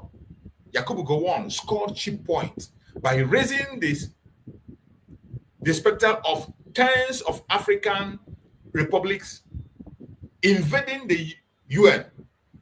No one imagined that the almighty USSR would disappear from the world map. Each of its 15 constituents republic becoming full members of the UN. The high heaven did not fall. Today, the reality of collapse is taken for granted after the disintegration of USSR, Czechoslovakia, Yugoslavia, separatist pressures in Canada, Spain, and Britain itself, etc. So, these are the reasons he gave that's made us to lose war. That when we were fighting for self-determination, then it was not something that is acceptable. It is not received in the world. It was new. It is something that is very, very new to the world. They can't understand it. What they believed at that time was territorial integrity, because the colonial master were very much around. Remember, it's just 6 years after independence. And he gave this as one of the reasons why we lost the war. And when you look at the explanation, you can understand that now and then, it is not the same. And you will understand that in 2025, Biafra is a done deal. We are gone and we are gone. Self-determination today has been passed the law. International law supports it. African peoples and human rights law support it. Even Nigerian law signs up to self-determination. That is why when you see some people say, oh, Biafra will not come with that. This is 2025. We are not in 1967. And he went ahead again to give the second point why we lost the war. He said, the viability of colonial boundaries in Africa. The viability of colonial boundary in Africa. And he went ahead to explain this viability of colonial boundary in Africa. He said, what Biafra challenged at that time was the viability of African boundaries as constructed by colonial powers at that time. The received wisdom was that African boundaries were inviolable and non-negotiable. Just like when they tell you that Nigeria is non-negotiable. This is where they got it from. They tell you Nigeria is inviolable, Nigeria is non-negotiable. That is it. At that time, the received wisdom was that African boundaries were inviolable and non-negotiable. The idea was that if these boundaries were successfully challenged, it would open a floodgate for more agitation and therefore chaos in Africa, elsewhere. As a result, the OAU incorporated in its charter the inviolability of African boundaries, a clause which it defends with great zeal. Are you seeing that? That the OAU incorporated in their charter the inviolability of African boundaries. So when you hear that Nigeria is indissoluble, this is it. As at that time, OAU incorporated its charter, the inviolability of African boundaries, a clause which it defends with great zeal, and defend it. With such kind of a clause, where would OAU support us? They will never support Biafra. They won't. They will fight it. They defend it with great zeal. They defend that clause with great zeal. They defend the boundaries put by colonial master. Boundaries put by colonial master. Boundaries put by colonial master.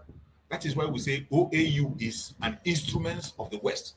They are not there to serve you. That is why I thank Burkina Faso, Mali, and Niger that have just walked out of that useless OAU that has nothing to offer. That is just a stooge of the Westerners. You come to the other, he went further to explain. He said it was precisely this principle that Biafra attempted to challenge in the 1960s again. This idea was far ahead of its time. As at then, they can't imagine to hear that anybody want to tamper with the boundaries that was put by colonial master. They don't just want to hear it at all. They didn't want to hear it. Again, this idea was far ahead of its time. Today, after millions of Africans have died in wars related to these same boundaries, millions are maimed and millions more rendered homeless. Serious people elsewhere have come to see the futility of maintaining these artificial boundaries. In fact, many more Africans have died fighting about African artificial boundaries than killed under direct European colonialism itself. When the British colonial police shot a dozen coal miners in Enugu, all hell broke loose. But the Biafran War alone claimed over 2 million lives. The same scenario is being played out in Rwanda, Burundi, Congo, etc. Therefore, a lot more people are today willing to accept that African boundaries are not and should not be inviolable. Ironically, Ethiopia itself, where the fate of Biafra was discussed several times, became the first to accept this compelling reality by not only letting Eritrea to go, but also incorporating the right to secession in its constitution. The OAU itself has lost much of its relevance and became a talking shop for tin pot dictators, no longer able or willing to assert the principle of inviolability and sacrosanct boundaries. This is a solid explanation of what you can say led to Biafra not succeeding in that civil war, and not that thing that idiot was talking about. He went again to mention the third point, international matters.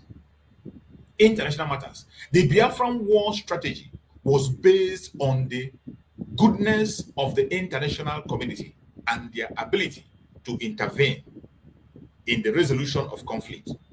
Biafra believed that the international community would not stand by while acts of genocide were being committed. Again, this idea was far ahead of its time. Biafrans thought that the world cannot, there's no how the world be watching genocide happen and they will keep silent. This one is very clear.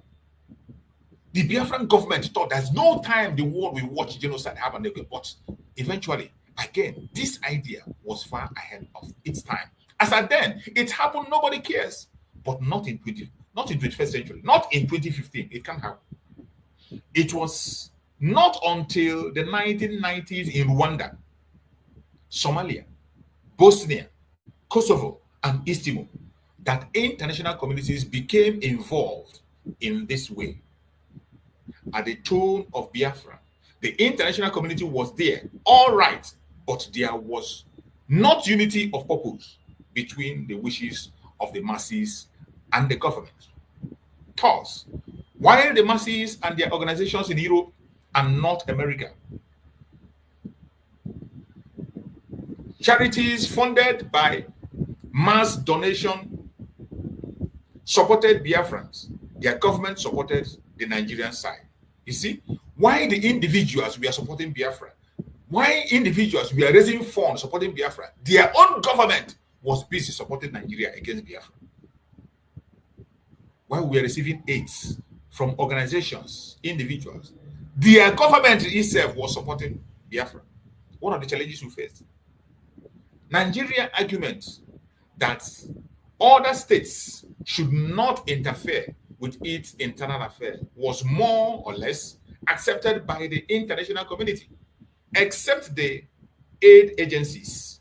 Today, the situation is different in that government can actually act according to the humanitarian impulses of the masses to prevent international disaster, or on the Biafran scale, territorial integrity or no territorial integrity, internal affairs or no internal affairs, as seen recently in Kosovo.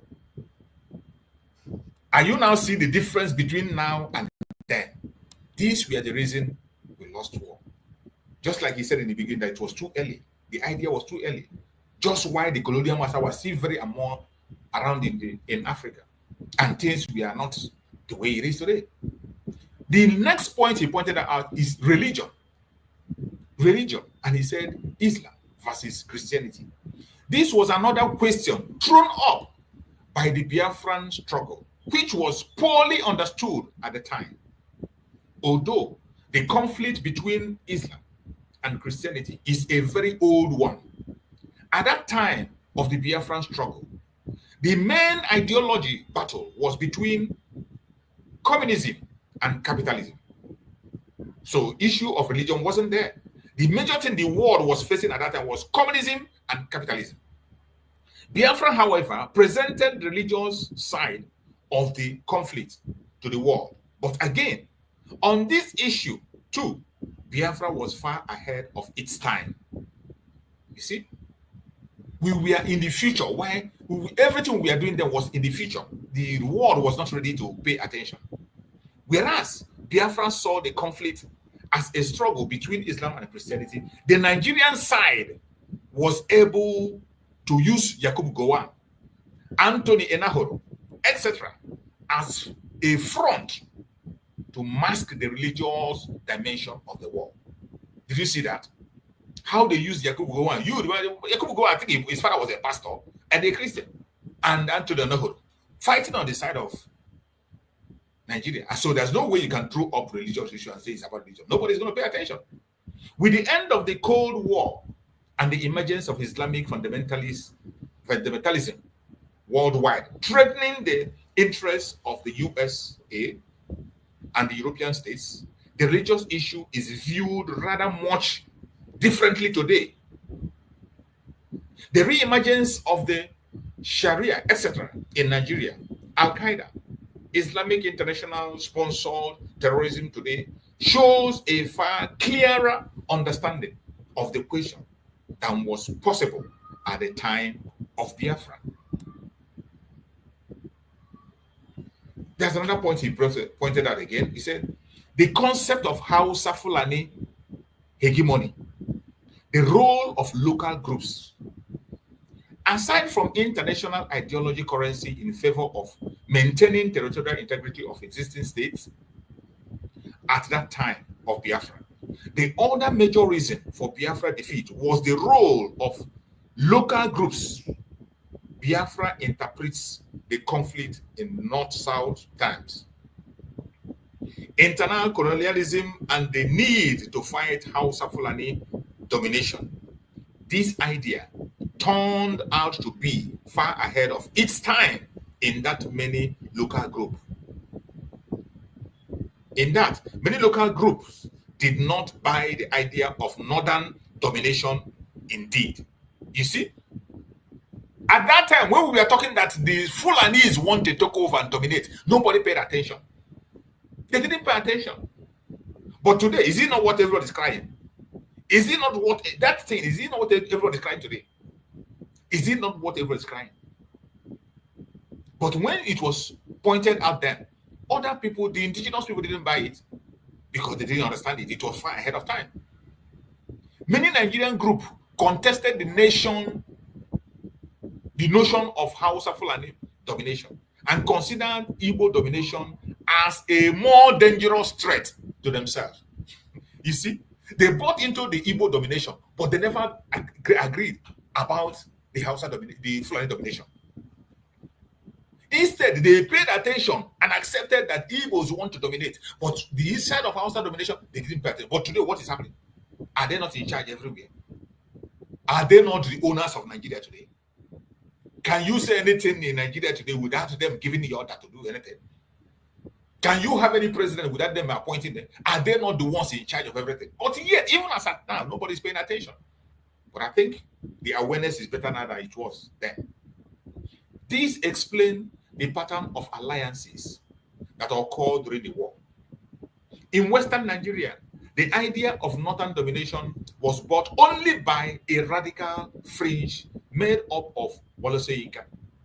Only Wolose Inca and his likes understood this thing that is happening today. Then, when Biafra preached it, Tai Solerin, etc., and was of no mobilizing value.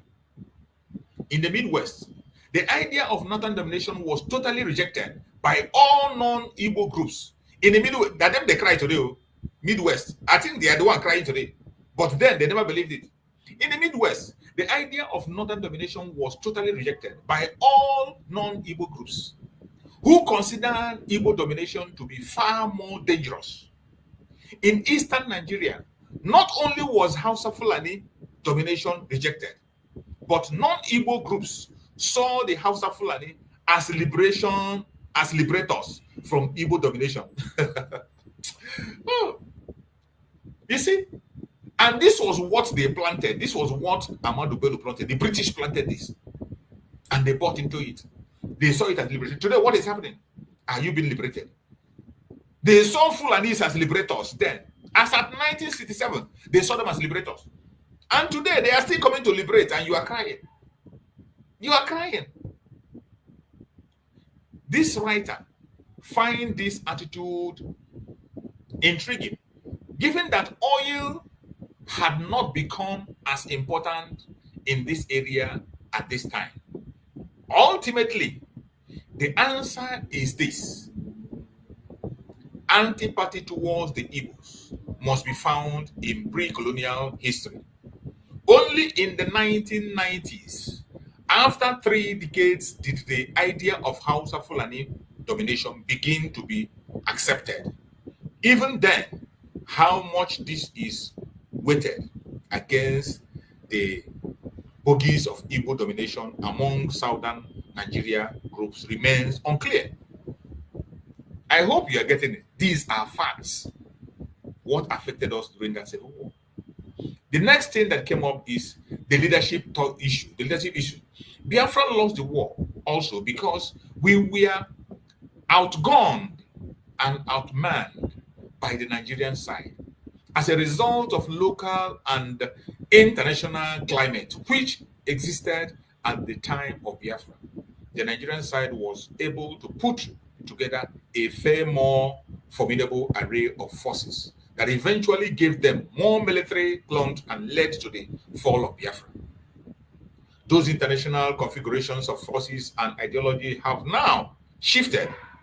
I read in Hausa chat in gomije.com recently proclaiming that the whole world would not sit by today and watch Nigeria murder 2 million Igbos as was the case in 1966 to 70. This is a fact. The local attitudinal climate also appears to have changed in such a way that will make it impossible to recreate the anti-Biafra alliance of the 1960s. The idea that Ojukwu personality was contributory to Biafra defeat is a myth created to scapegoat and demonize him. Exactly. And that is what that idiot was trying to do in that his speech.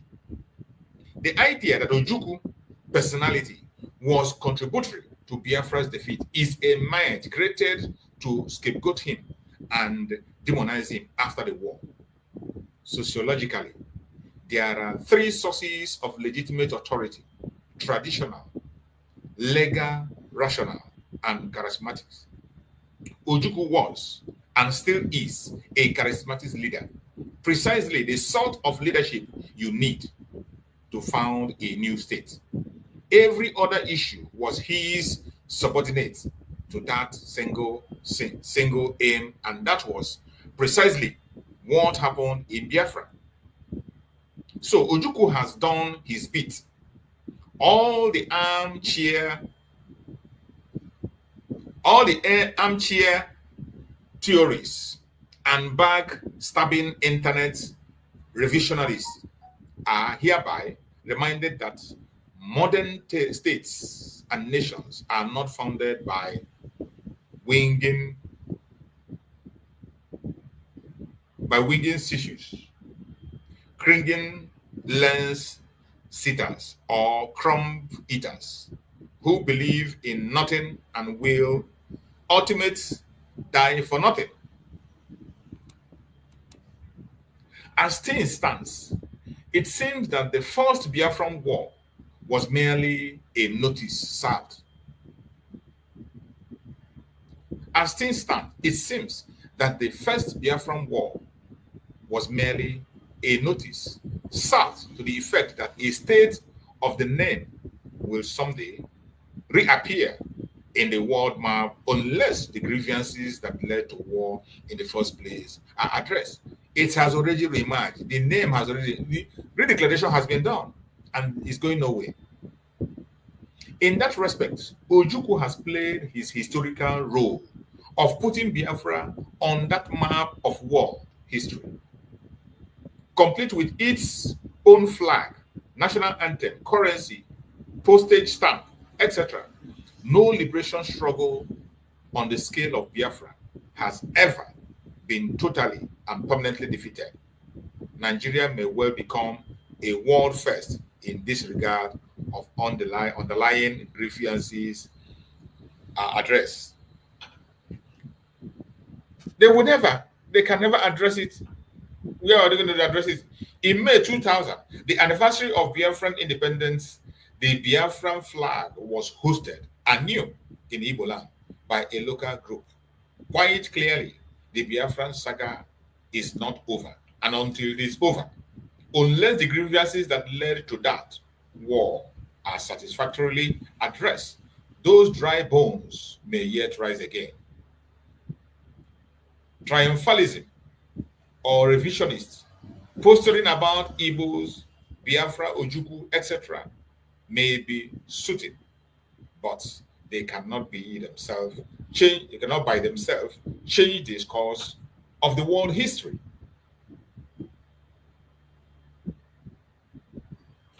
I took my time to read this and make sure I read it and read all of it for us to understand that sometimes when you see these people come out and begin to preach their lies, you must not pay attention to all those their blackmail and lies. We must not.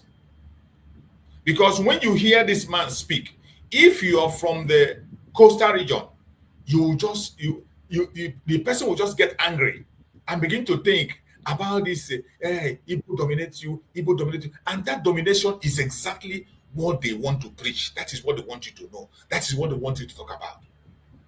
And that is why when I saw this video today, it caught my attention. I said, no, we can't continue to allow this to push this propagandas and blackmail and get away with it. They come and every time they paint us as the aggressors. Every time they paint us as the aggressors.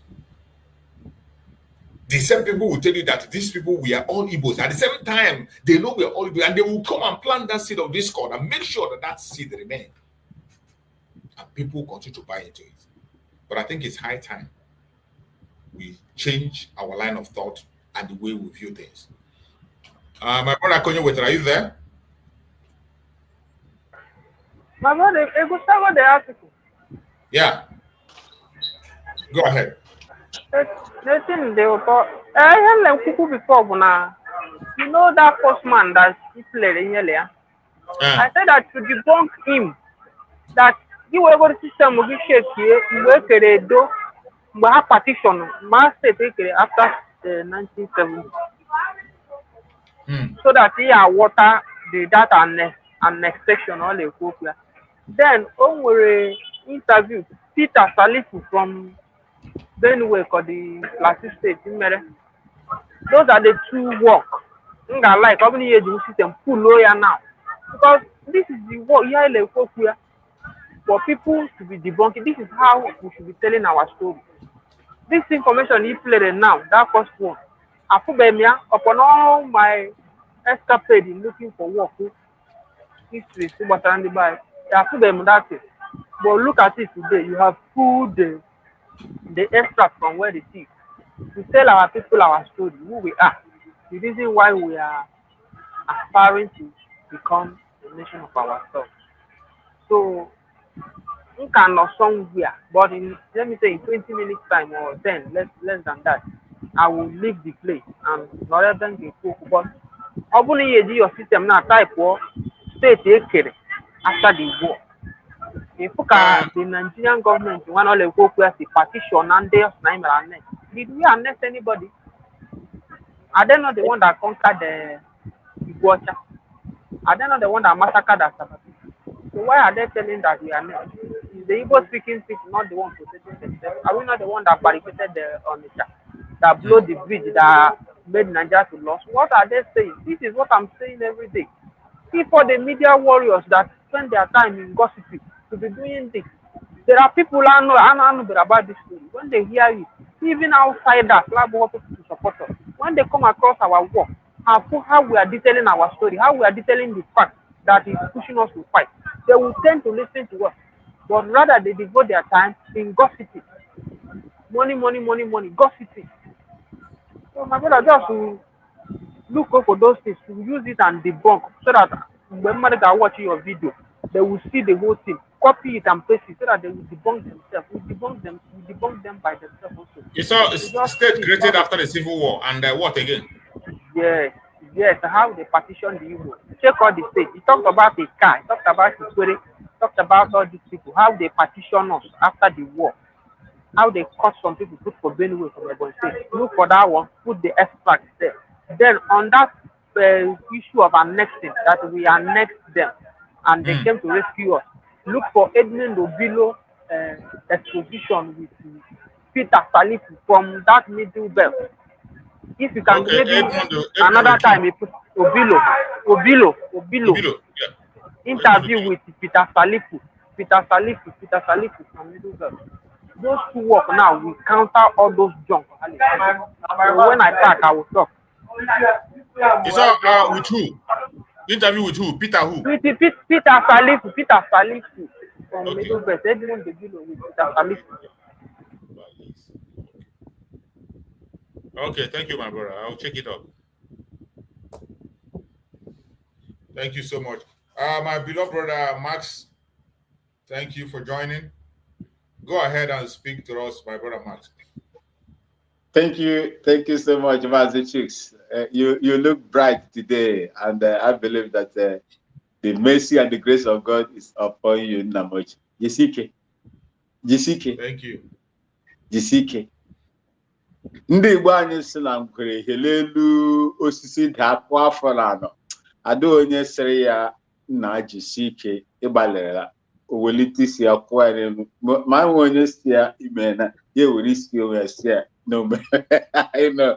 Jisi ike nna m, it is a great thing. I use this opportunity to salute every Biafran wherever you are. Mazi Nnamdi Kanu, our leader. Mazi Simon Ekpa, the Prime Minister who has been isolated from us. Dr. DPMDrNgoziOrabueze, Prime Ministers, everybody that is into this United States of Biafra, I say may Chukwu Kikabiyama continue to bless each and every one of you for the great job that you are doing. our struggle, our strife, and toil will never be in vain. God will definitely give us the way to our freedom.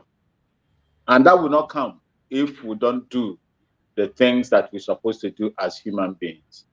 Once we do those things that we're supposed to do, as we are trying today, God will come. And his own, when it comes, it will be like worse than tsunami. I would like to go to the topic that a generation which ignores history, they are also bound to make mistakes of the past. You see, Nigeria, right now as we speak, the Nigerian children are not, they are not taught history in the school. But during our own time, we were taught history. And most of the things that we are talking and making references to today are most of the things that we were taught while we were in school then. This particular generation that are there now have no knowledge about history unless what they read from the social media.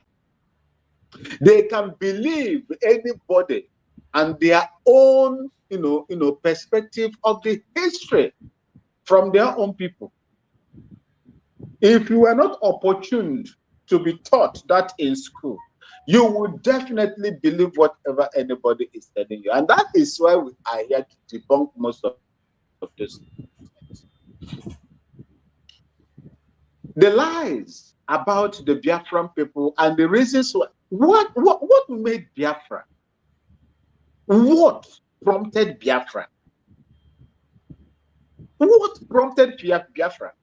What was the beginning of the political restiveness in Nigeria that was now that brought in the Biafran people in it? Did we cause any problem? Why are they not putting these things in? Why are they refusing to teach them to their own people? Because they are running away from being blamed. They are running away. What did we do?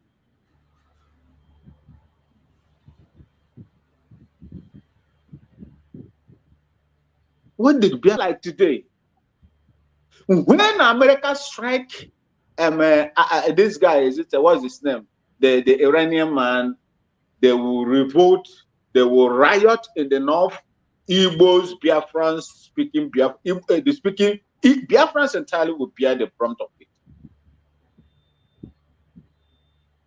When a cartoonist condemn their prophets, there is, protest, violent protest in the north. The Biafrans will bear the brunt. They have lied to teach the history. And our people, you see where it bothers me, is our own people, the Biafran children of these days. You see them on social media. Because they want to, paint a picture. The Nigerian system wants to paint a picture. It's just like, trying to erase your memory of what you have heard, what your parents have told you concerning the ordeals of your forefathers, those that came before you, then give you a different, give you a different version of what has happened in the past. That is why you see them today. Majority of them, if you go deep into this one Nigerianist, you see their position, and they are young boys and young girls. When you ask them, why do you support this? Some of them will tell you, population. Population. Some of them will tell you, oh, population, there is unity in size. The unity that is killing you. What is the population of Barbados? What is the population of Finland? Is Finland up to 7 million people? There is unity in diversity. Unity in diversity, and one of them will tell you that there is enough money to make it. That whatever product you produce, you have enough people to buy. Like in Dr. Tata Poki, there's too money in Nigeria. That is what is keeping them. Go and ask Kofi Kubana now. He will tell you that there is unity in diversity. Because of the migration, it's now start and not okay. There's a United hotel here. All and down hotel and campaign. So know what they are doing. Continue, my brother. Now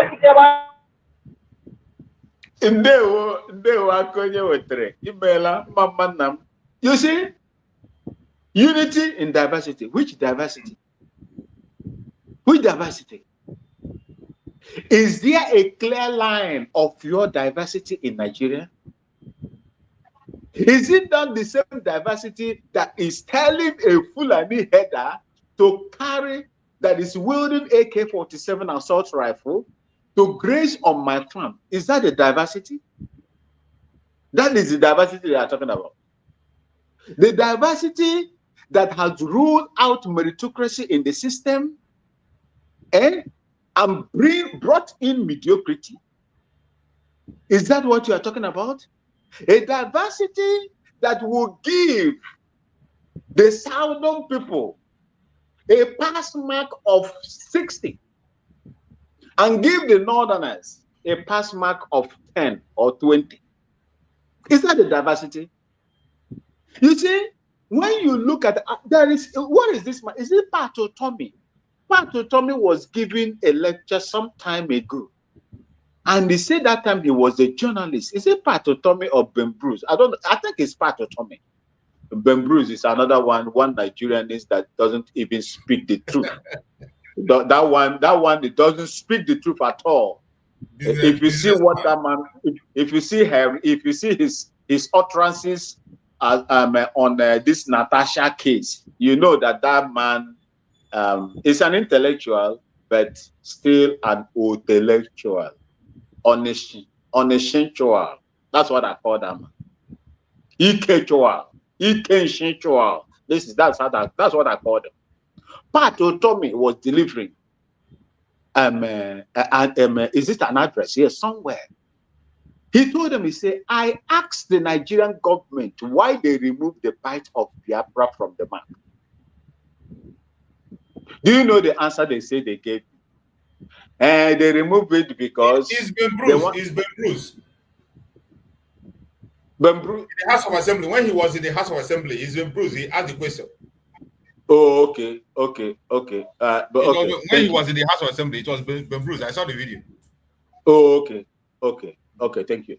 You see, anyway, I withdraw, but that would not make me refrain from his utterances as regards to what is happening. Of course, it doesn't mind when they say something good, we'll take it. When they say the bad one, we still punch them. Exactly. You see, so we cannot be bought. We, Biafrans, we are people that cannot be bought. When you do the right thing, we'll commend you. When you do the right thing, we will criticize. I will criticize you. So it doesn't mean that I don't like you. Yes. You see, so he said that the answer they gave to him baffled him. The answer they gave to him baffled him. He said they told him that they believe that Biafra will rise again. Yes. Is that enough reason for you to remove what is in the ancient map? What has been recognized even before, some empires come to be. That bite of Biafra, according to history that I was told, it covers some part of, is it Guinea-Bissau, Equatorial Guinea, Cameroon, and the rest of it. It brought them together. Plus this other side, our own side. If it was not something real and reasonable, or something that we can ponder on, why did they erase it from the map and drew a different one? That is, and there is no student today in Nigeria that will now go to that map and see the bite of Biafra there anymore, because it has been erased. And a new version of the Nigerian map is what is there. These are the evil that they do. After the war, this is the history. The reason why they cut us off, Mazen Namda kind of call it, is it gerrymandering, right? I don't know if I'm right. I learned a lot. I learned so many words from Mazen Namda Kano. He said gerrymandering is to whittle your power. The power you wielded during the war was so great. Britain advised these people in order to make them weaker, create states, carve, communities, bring them, reduce them to the lowest, decimal, minima. Is it minima? That reduce them to the lowest minimum, so that their power that they showcased during that 3-year gruesome war will be whittled. And immediately they create those states. What happened? Ugocha now is fighting, I am Rivers. I am Rivers. I am not old Eastern region. I am Rivers man.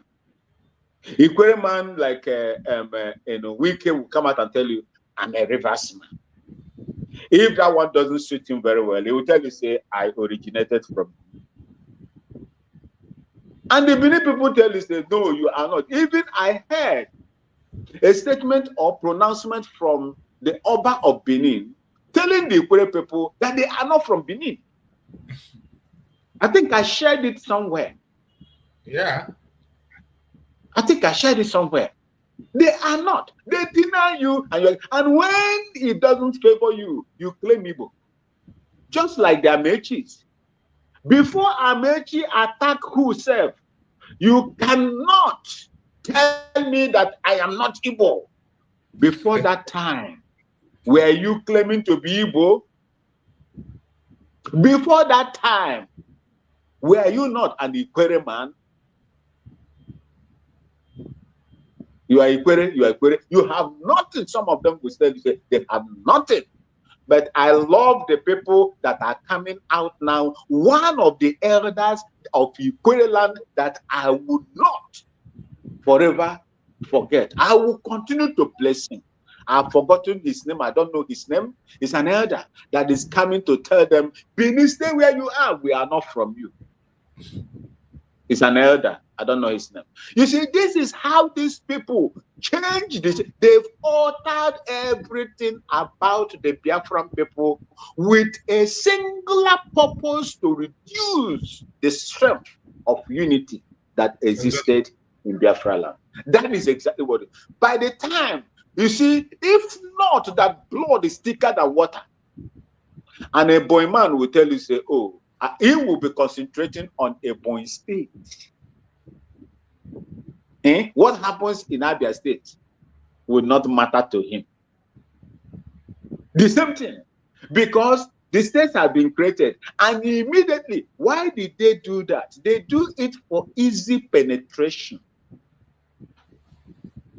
If you are together, they will not. It will be difficult for them to penetrate you. But when they split you into pieces, it's easy to, to be penetrated. How did they look at Imo State? They have penetrated Imo State. Look at Mba the idiot. Mba the idiot that people are senselessly pied in Europe. They came out to protest. The only thing you do is to go and blame your own people for defending themselves or for crying out. That is what they do. That's singular. Whatever they do, whichever way you see it, they reduce you into pieces in order to remove that spirit of unity that you displaced during the war. You displayed during the war. So this history must be taught to our children, especially Biafran children, in Biafra land. And we must preach it around the world that people who have been digesting the fabrications and the distortions of the Nigerian history will learn and understand that Nigeria is indeed a mere fabrication of itself, a lying nation that has never spoken the truth in their lives. So we will continue to do what we know how to do best. It is a difficult thing, but we have no option, Massachusetts. Each and every one of you in the comment section that is listening to this, or those that are going to hear this recordings, this broadcast later or in the future, I am telling you as your Kenya that we have no option apart from to make sure that the world recognizes Biafra, so that we will rewrite and put in place all those distorted histories by the evil colony called Nigeria, as controlled and presided over indirectly by the British. Thank you, Mazi Chiefs. Thank you so much, my brother Max. I appreciate you for that amazing contribution. Let us hear from our beloved sister, Divine Precious. Good to have you. Go ahead and speak to us, my sister, Divine. Thank you. Thank you very much, Massachusetts. Good afternoon from here. Greetings to ndị odogwu anyị ji egbe ọnụ. Ịma na ike dị na ọgha. So I'm very grateful to God mmelu na unu nwajisiri ike. In fact, all around. Sometimes mana nke ndị Nigeria, but mana nke ndị Yoruba, ma nke ndị Hausa, onwe nke na-anọ ha ncha dị okay. And ọ na-eme anya na-enwe a kind of encouragement to move on. So I just think I'm better tinye ọnụ n'okwu because na abatara m n'oge amara m bete the topic ekwuchego ihe niile. Owo mgbe ọ ga-enwe ihe a na-ekwu, ọ bụgodo na ịnụrọ nke ekwuru, ọ ga-enwe nke ịma ị ga-ekwu. Onya bụ one thing done at this our movement because all they go too big. The level of history, they go too wide that even if you don't know anything from the old, the research is enough to say something. So meanwhile, according to the topic in Ekumaka, any nation history. In fact, both their past and future. In fact, which I fall in one, I am victim of that kind of thing. But as God may have it, promise line a time na there where ya get there. And the time I believe is now. Because I'm money in from the beginning, even from a scripture themselves.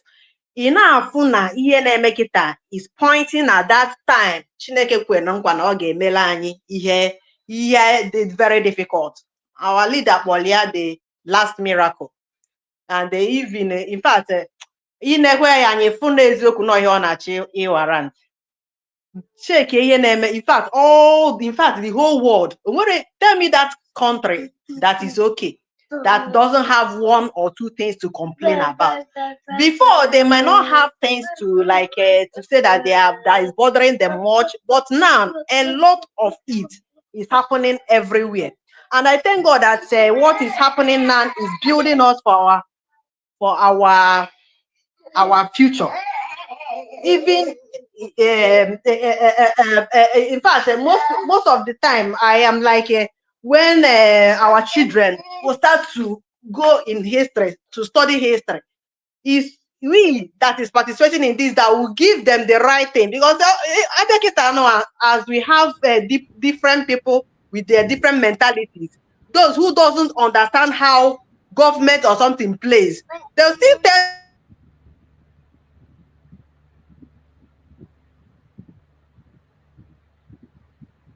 come like that in our country. I believe so.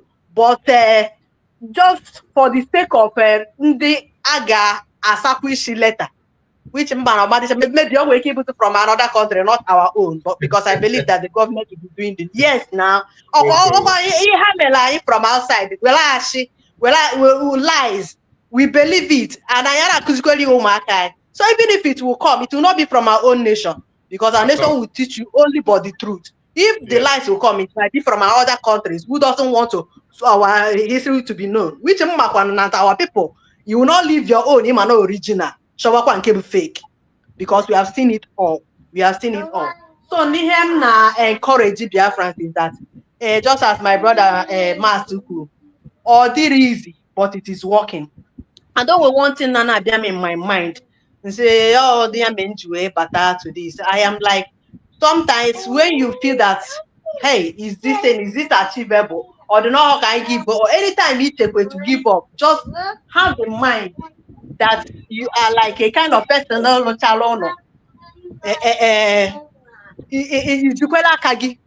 because it is not over, is that it's not over. Once the children get from this thing, that can we green light. Or never give up. Because if you go to Ghana and if you not already go by your own power, it's not by your own might. Upon him, just as Nkuna, we might not know how it is affecting a lot of people positively. Someday, before.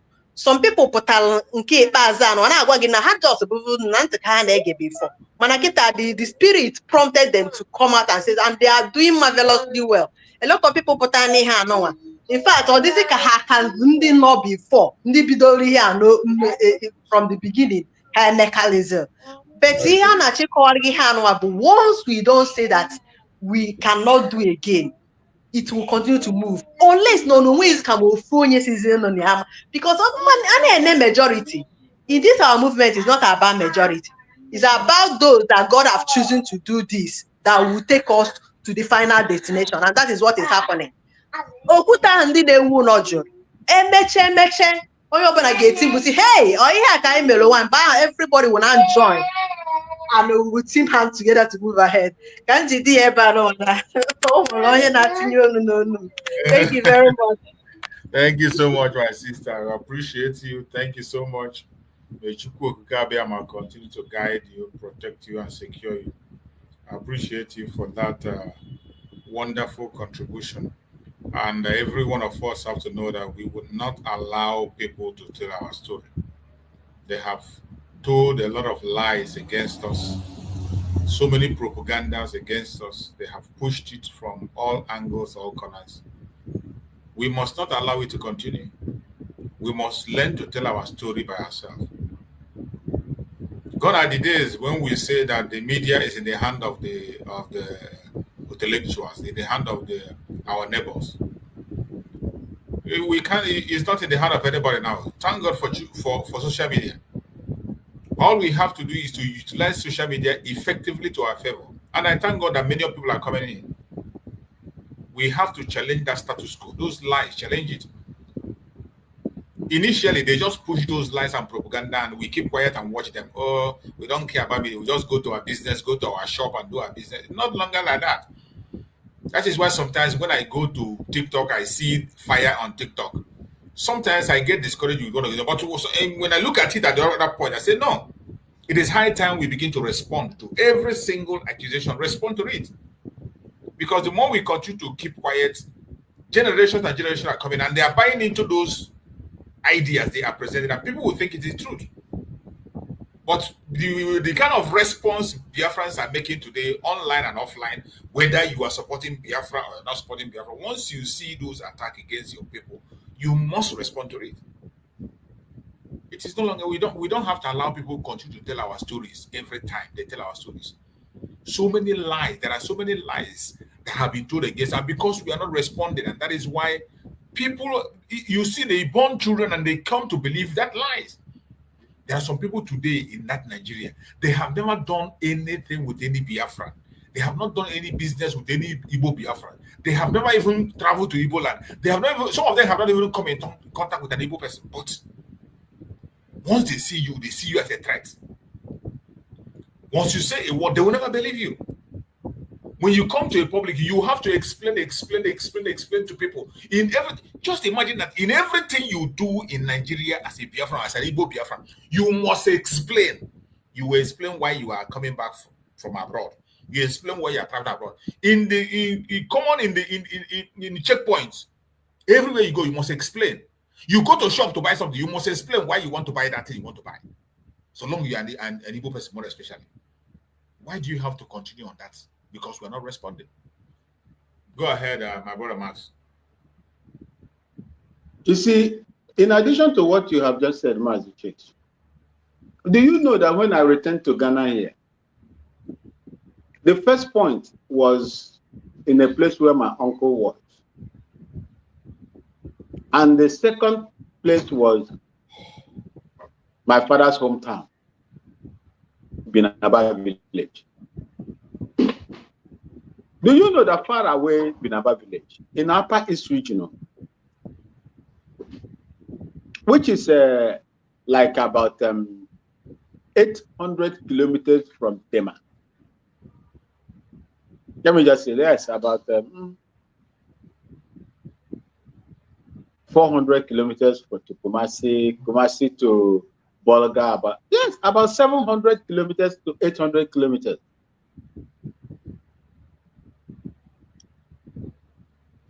When I was introduced,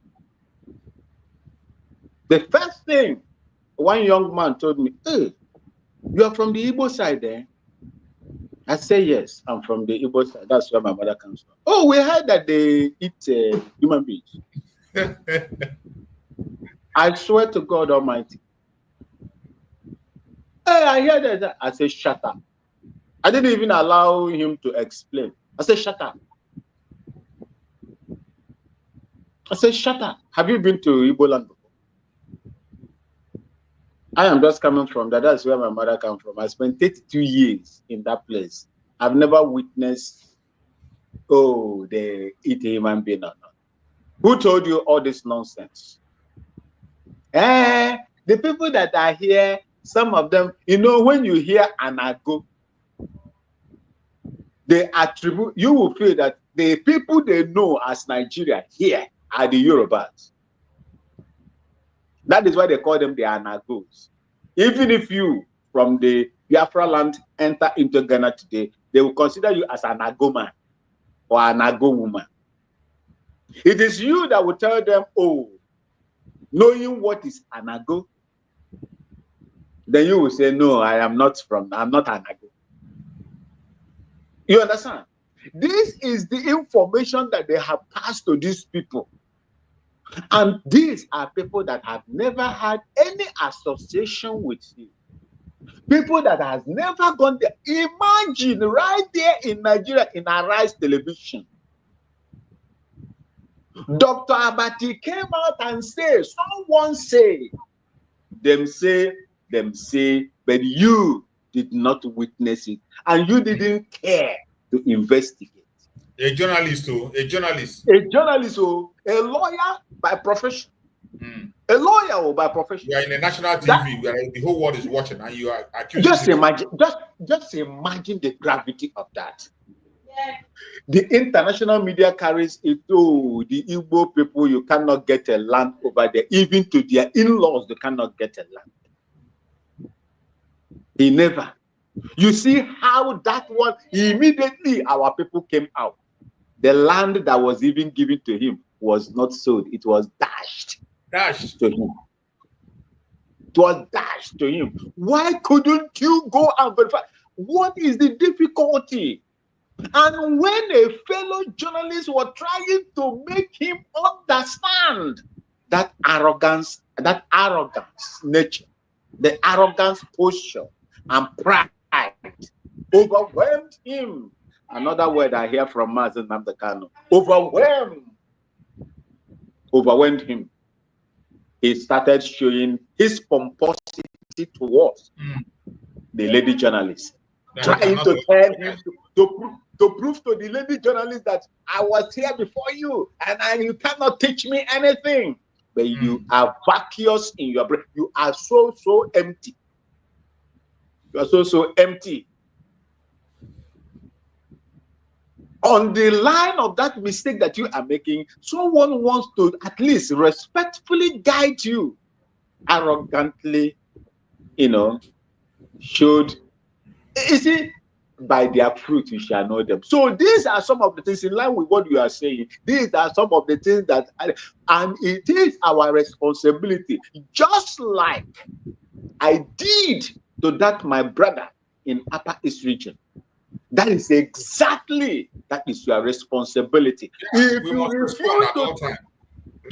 you refuse to tell your story, the likes of Abati and that man from my own village will tell your story for you and write it for you. Thank you so much. That's what I want to add. Thank you so much, my brother Max. Let's hear you. I guess you are free now. Yeah, so Uncle Chus, thank you so much. I can't stop thanking you because you are doing wonderfully great. I have 3 things to say. 2 is on the analysis. It's my analysis on the 2 video you played for us today and the article you read for us. And 1 is my reaction to one the people from the other side. On that video, what I will say is short. I have become an advocate for our medias, both the one on the right group and the one on the left group, to make it a mandate for them to tell our stories. And you are the one telling our story. You are the one telling our story to the people of my own generation. You know, after the war, we have been pushed to the mud. That's why I said yesterday, I do not blame anybody. Because you have to make it a hobby. Even we that do wait every morning for you to put up your notification, put up a program for us to join you and talk, it has become our hobby. If there should be a time that maybe in 2 days you will not appear, I don't think that you feel comfortable. Anybody there can attest to it. Even you too, if anything, we try to deprive you of coming online to broadcast. I think that when this time that you do start comes, that wherever you are, you will be uncomfortable. Definitely. That is how our story supposed to be. People are being pushed into buying and selling early in the morning. The ones that are living in Lagos, you come back, you face traffic like day before yesterday. Some people stayed in traffic up to 4 a.m. in the morning, and they will resume work again by 6 a.m. or 7. People that are in Lagos, they sleep, they catch. I'm not talking of the big ones. It's not up to 3 hours. When I was in Lagos, go, we sleep. You set alarm. You must set alarm and put it close to your head, so that you wake up, bath, and be able to beat some traffic before you get to your working place. What time do you want that person to have to read books? The sons of the politician, they are very careful in sending them abroad.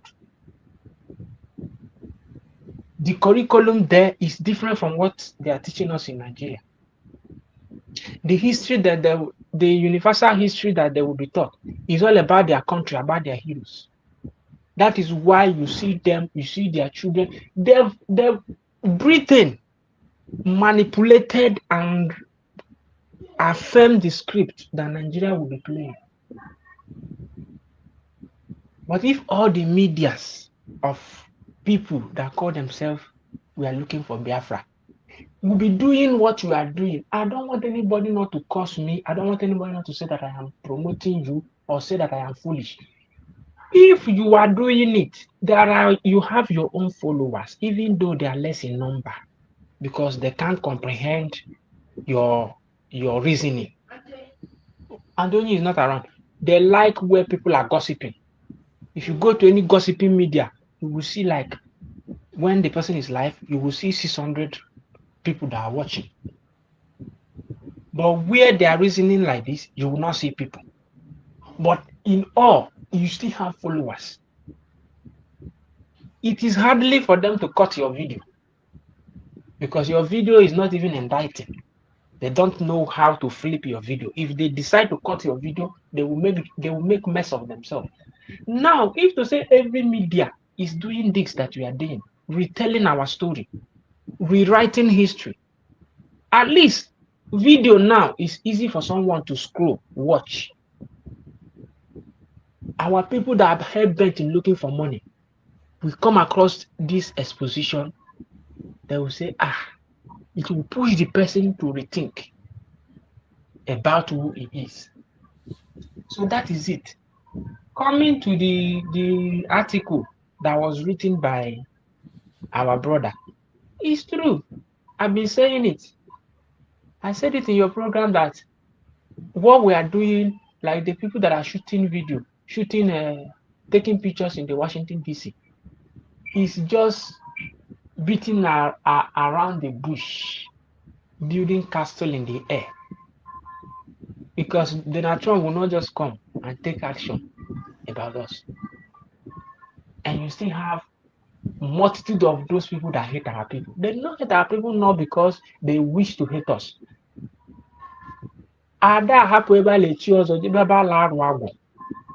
They've built their country on our sweat, on us.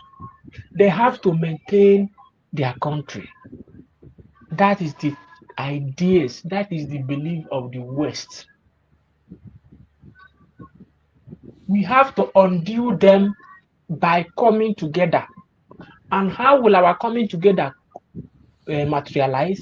Well, everybody, every one of us knows what you know. If I know what you know, I will be able to work with you. If I know what you know concerning Biafra, I will find it very easy to work with you. But if I don't know what you know concerning Biafra, I'll be terming what you know as something that is working against Biafra. That is the conflict that we are having among us, is because many people are shallow in the knowledge of what Biafra really means. The young man rightly pointed that the Igbos did not lose the war. But with what we are doing today, with what many people are doing today, we are showing that we lost the war. But with what you are doing today, you are proving to that idiot man that we did not lose the war. So that is what I preach every day. And you are doing it. And I will keep coming. Even if you want me to borrow, I will borrow and come. I'll say that, if not because I'm in Nigeria, because among cases too good. And only the robot like as knowledge change the answer. If I should set up a media to talk, they will look for me.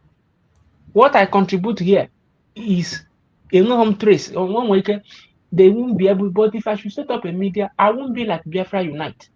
With the facts, they will look for me. And not that I am a coward, but you start a fight that you will win. Exactly.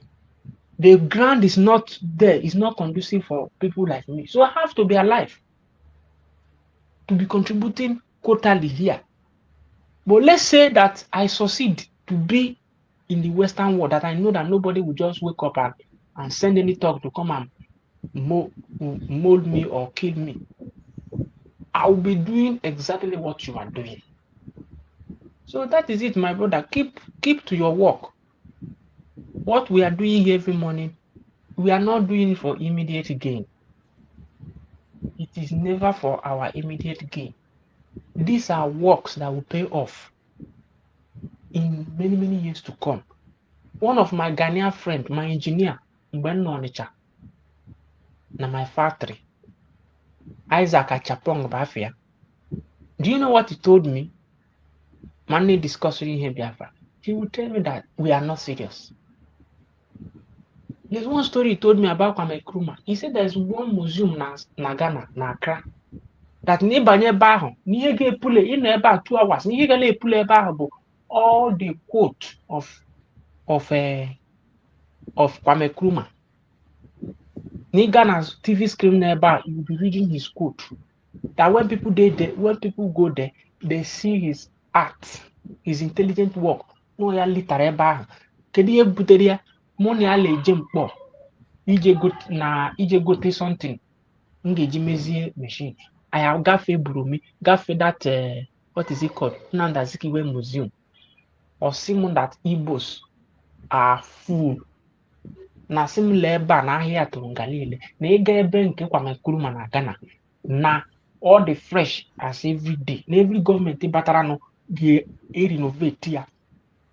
There are small children amụtara ha anọta aba Kwame Nkrumah. Look at our leaders.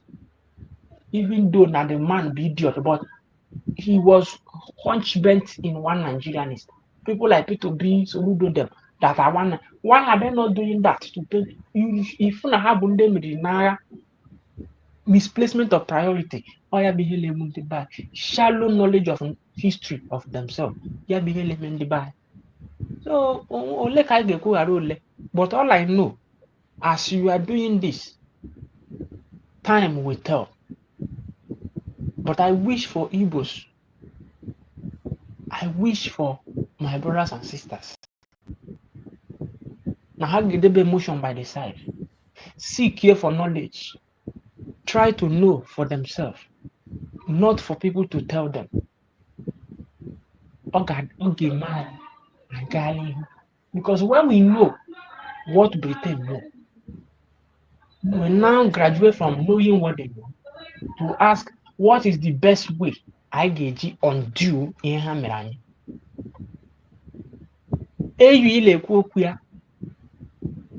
The ideology of Pierre Lumumba, Professor Lumumba, Joshua Maponga, all those Pan-Africanists now, is that in Africa, we see one. So that before Europe Abru one, they partitioned themselves along their tribal line. Exactly.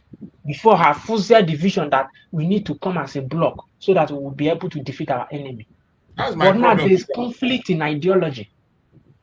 That's my problem. Fulani that has no land want to have a land, African have unity, a country of their own. Why you have not solved the main problem? Yoruba man, Lafutoni will not already dominate ya. That domineering spirit, a preacher unto him, a megia, he does not see any good about Igbo man again. Rather than Nyanyi Igbo chance to dominate here. But open a booty, African in a booty now, restructure their landmark. Yoruba now, half of Ikpokia na Yoruba, na Yoruba side, half na Benin Republic. They can say, okay, let all the Ikpokia people that are in Benin Republic that are speaking Yoruba, let us be one country. When they actualize that, they will now push for, okay, are we going to liaise with Benin or Biafra or liaise with the Benin Republic and form a concrete army? That is how Europe is developing. But they've seen all those things. They say, no, let us keep them in confusion. Like a popular saying that if you pack crab and put inside bucket, instead of them to build upon themselves to go, all of them will be looking for a way to go out. All of them will be climbing and falling. But ants can build bridge. That's why Bible says go and learn from them. If they want to cross, they will connect themselves, form a chain to cross. Igbos don't want to form a chain. And when they go to Igbos, when you interpret that statement, only many meaning. What they are doing to our people, we are not fidelistic in nature. Every woman want to be on his own. But on that also, they can wait until that person is before her, they will shoot up another person. That's what they are telling our people. And that is how that monarchical nature of them. That is what you see in Britain. That is what you see in Hausa. That made the British people to carry power and give to them. because it has been their system. Now, when our people like Ato, he boldly told you that IBB made me what I am. They will tell them that, you know, your people, let's keep money on you. When we heap money on you and power on you, you will be able to control them. Then the person, before I run airport, Anambra, only Jiba plane Lasaba. You only use 24 cars, 12 G-Guard white, and 12 kilos. I kill areas on a Nowhere road. That thing, Allah, Toya, which is not our nature. Which is not the nature of Igbo man. Igbo man abo a capitalist. Why am Igbo jisigina umunna nwezu akiru ala? Many people are the strength in their reasoning. Igba mbo na boy yung na lekwu akwụsịgo n'ala Igbo. Ewereze Yahoo tụrapụrụ ndị Igbo, tụrapụrụ ha kidnapping. Mụnwa lekwu okwu now. Because of natural ịpụ na Nigeria, akụchi ego, I could not go, I have to start afresh. Ndị mụ na ha, ndị ọgbọ m niile mụ na ha bidoro ije, ndị nladashi ego, la azụcha moto. Ọ bụ na m enwekwa obi mmadụ na enwe etinyego m aka n'ofu ihe ka m nweta ego.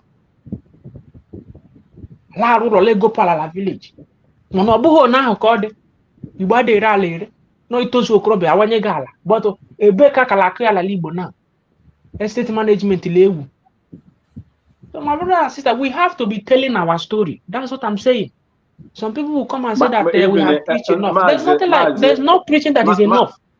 Maazị even self ihe gbasara ala ahụ ị na-ekwu self ndị ụmụnne self nwere ike gbakọta ọnụ self gbuo gị self because of ana. That is it now.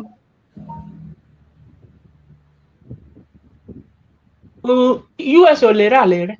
O nwere all this Western world alere ala. I love under government called Laka. But I say we want to bring this. My brothers and sisters, it will help us when we begin to. I need not to preach to you because you are doing it already. You are doing it already. Do you have their time? You do not have their time. That's why I'm telling you that you see this work you do every morning. Don't worry. Even if you are doubting whether it will pay off tomorrow, just turn around, look at the works of Nnamdi Kanu. When he was saying all these things, people called him miscreant. Some people believe the Niho Krugabela means, but all Abela means today. Whatever me and you alter, open our mouth on this your platform that is true, that is factual. My brothers and sisters, it must play out.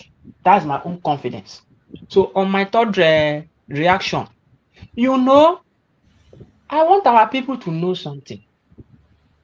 I've unsubscribed on all this, our left, let me say our left people, because they themselves, they say they are right people. We say we are right people. So the opposite of right is left. Our left followers of Simon Ekpa. You guys say that you have the contact, you have grip on men on the ground. When you tell France, I say la Simon large no get so the car could know ya Igodonine. Kedi Hola Yosi because I bump on one of his video. Ebola Yosin Gozi, Lale Mucha Sumo, Ajan Yala, Anambra. Oh God. HM hang with the ATM call APM. Can you remember na half for low back? Obukarangozi Kahana, yo. They have amplifier and kere. So, my brothers and sisters, ala mayunu bikonu. Unu wetu okwu ala gee ya mama. He kọwara m ihe ọ pụtara. Which means ihe ọ pụtara bụ na of a truth. No ngozinu. Unu nga ka mwe ndị nke bụ ndị nke nwa na-akpọ men on the ground. You know they like to build one person. And I'm not saying it to denigrate Igwe Butuzo. But that man, whether he's a young man or an elderly man. Our people are fond of that. Building That's a strong young man or elderly man. Ọ na ọ mara ihe ma o nwere ndị na-ege olu. Ya ga-ekwentị to what the spirit is telling the church. It is high time na o nwere ike ime somebody a point ka o nyere ya aka may defend the usage of his name. The person should come out publicly where na esom ATM on esom Ngozi, because all nkịtị kwekwere ekwe, and agha anụ ọla just le brief ọ ga-erikwa isi ya. Ọ bụkwa onye nke apụta ọ sị na kọmanda igwe bute ụzọ ekwuola, onye nke apụta ọgba nkịtị ọkwala ili ya ka ọ na-egwu. And on second note, ndị na-atụ ego na-ekwoku nwere onwe makwara ahụrụ ọ bụghị ofu onye na-eje agha, ofu onye adịkwa azụ ọchịagha. Ọ ka o bute ụzọ nwere ndị na ya na-azụ emeri ha agha asị na ụbọchị agha. Onye nke apụta triple general of all general, agha ha na-akpọku osu today. Igwe bute ụzọ pụta ụnyaahụ David siri gbupụ Goliath isi ka Nigeria ga-egbupụ isi. N'Ojukwu Bentana dịda today laburu dim ihe niile kwala ụmụ mmadụ kwụyala azụ, because among the 3 million nwụrụnụ, he did not die, and I did not the stories I've read, he only led from one front. He was not everywhere, and it will be foolishness of anybody get believe that when the so-called Igwe Butuzo name is called, that everywhere gama jibiji. Igwe Butuzo mara ben namu, omara ben namu. Ngozi raised the emotion. Let us decentralize army. Na aburoko wola ho. Ngwanu no la kpotule ha mifu, kedu ihe Igwe Butuzo nwanno ka no n'olu eche. Gentolo no ka igwe, kedu ihe ọ ka na ebe ahụ eche, ebe ha chọrọ ka power ka consolidate ya power on them.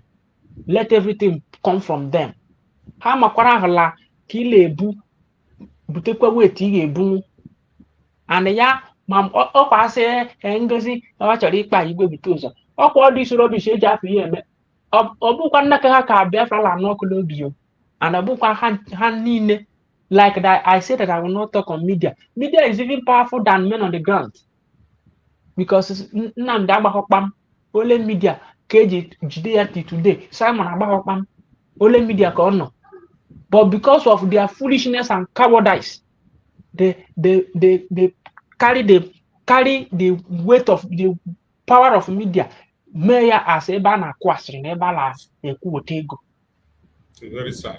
There are people that are fearless more than Igwe Butuzo. Can you put a program again? Laying la ike kwaloka, la fulani le zuzu, kwa ebende hapro their land the poros. Nkamwa le kubuna. Ona muna gile kuna major program a drop oya. One assurance in your and drop oya now. News a bull la fulani garala my village in Ebon State. I'm not talking of Ibu Munem or anybody. Mumabu akonye wetere siri gị Uncle Choose na m ga-akpọ gị, eji m your contact na m na Lebon. Ọ bụghị ogwo adị m agbawo ogwo. Why am I saying it? I know my people. Na enwela akpụ ike bụrụ ọka o cross ebe ọzọ ọ wara anụ bushmeat. La fulani la akpụ ike kwa ebe ndị la-akpụ asịrị nọ.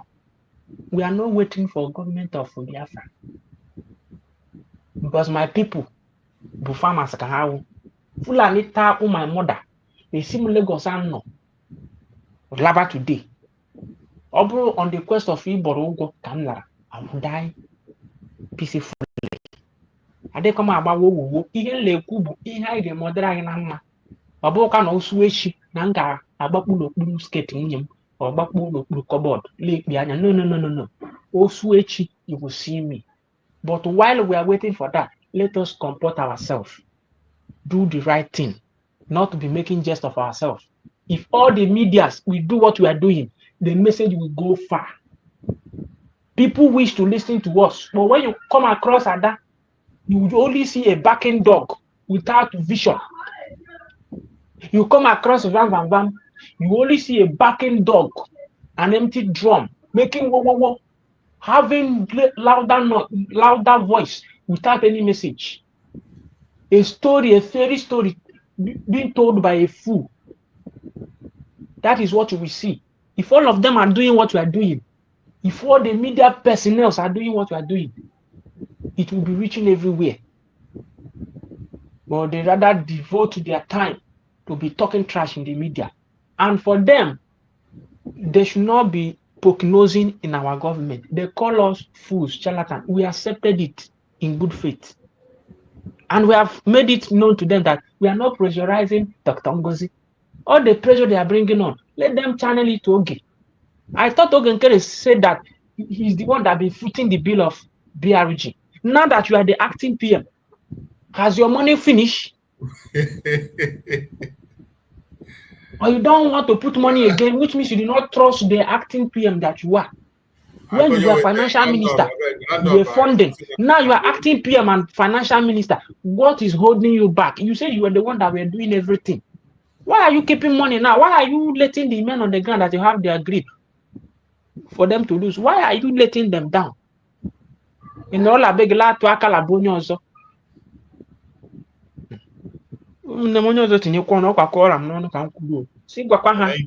How already I need channel out to the APM. They should stop calling Ngozi. I've told them that if you want to create your channel, pull every picture concerning Woto, put it there. I will follow you. I'll be the #1 person to subscribe. Don't pressure anybody to do what the person don't want to do. Thank you. Whatever you want to do to get this Biafra, do it. And stop being selfish and foolish. Thank you, my brother Konye. You've spoken well, and you've just made a point which is something that we are all confused about. You claim to be in charge of men on the ground. You claim to be the sponsor of the agitation. Why are you now calling on somebody you say is irrelevant to do something for you? Why is that when you have your problem, you begin to call the same person you say is irrelevant? It baffles me. And I don't know why Biafrans are not seeing this things the way we see it. I don't know why Biafrans are not seeing it the way we see it. But I believe by the special grace of Chukwu, the stage is set. That's why I say anybody that says he doesn't know his or her left or right, he don't know what is right to do, you don't know where to follow, I am sorry, I can't help you. I can't help you. Just take a thick blanket, cover yourself. When we get to Biafra, we will wake you up, then you will join us. When you join us, you will now find out where you are and what you're supposed to do. Don't go and attack anybody. Just like our Deputy Prime Minister have always said, that we have freedom of association. The Deputy Prime Minister have even given them that open blanket. Anybody you feel that this person is the person that is going to lead you to your promised land, go ahead. Go ahead. Nobody is stopping you. But at the end of the day, our choso, I go a mile. Our target is the rising sun, and that is our focus. Nothing is going to distract us. As you can see, the government is busy.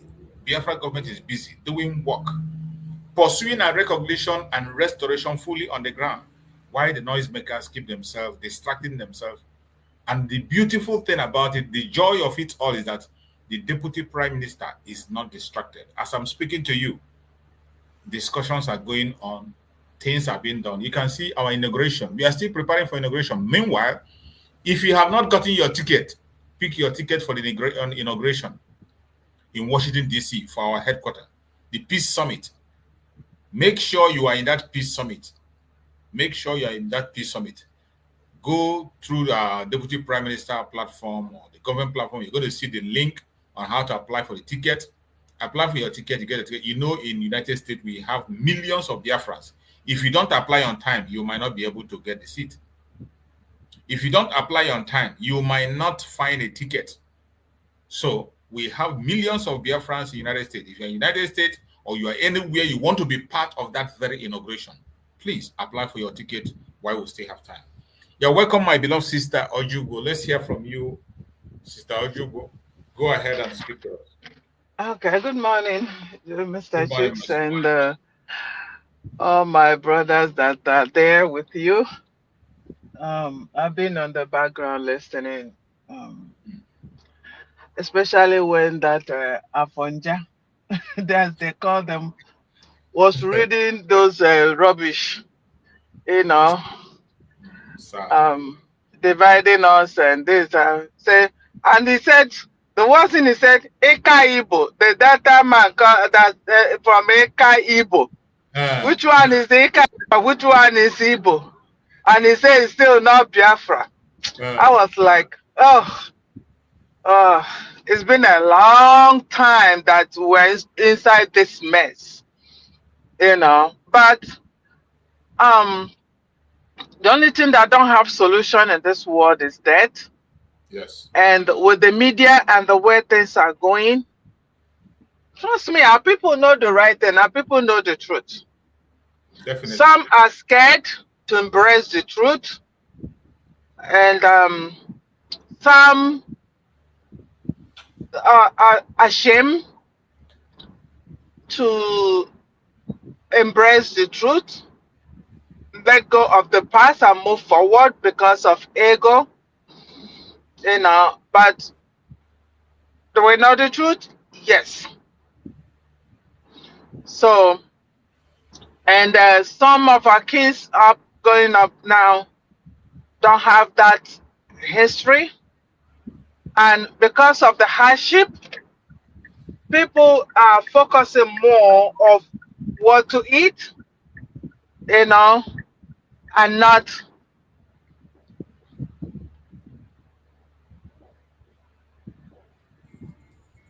every other thing becomes secondary. But all the same, we're sharing, I'm sharing your message, and I'm happy that, you know, I could say my siblings, you know, when they click on it, they listen, they will just say one or two things. So we'll continue to spread the gospel. They will not divide us. Equally know whom they are. Efik know whom they are. We know who we are. Trust me, all these things are all fake. Nnamdi Kanu has done it. Nigeria came late. Nnamdi Kanu has done it so well that anybody you wake up now from sleep that listen to Nnamdi Kanu can tell you one or two things. So he did a great and marvelous job on that. So don't worry, when we start moving, well, you see how everybody's gonna fall in line. We don't have option, especially now that they've created 40 states, and they made the military and police state by state. If you don't, those who need empty land will come and take it over. You know, if you don't secure yours, there are people that need empty land, looking for where they stay in the bush. They will come and take yours. You won't have that option. Either you get up to fight for it, or they fight you and take your empty land. So all those things will fall in place whether they like it or not. You know, because that conquering is it there now? Yes.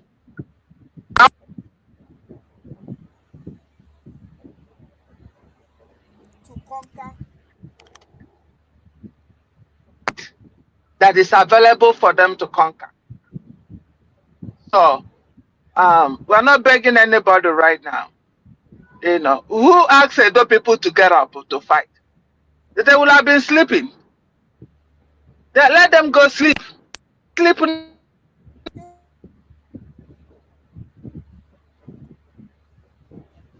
You know, that is. So in the terms of Butuza, I want to touch that side. Butuza has come out one time that all those people from it.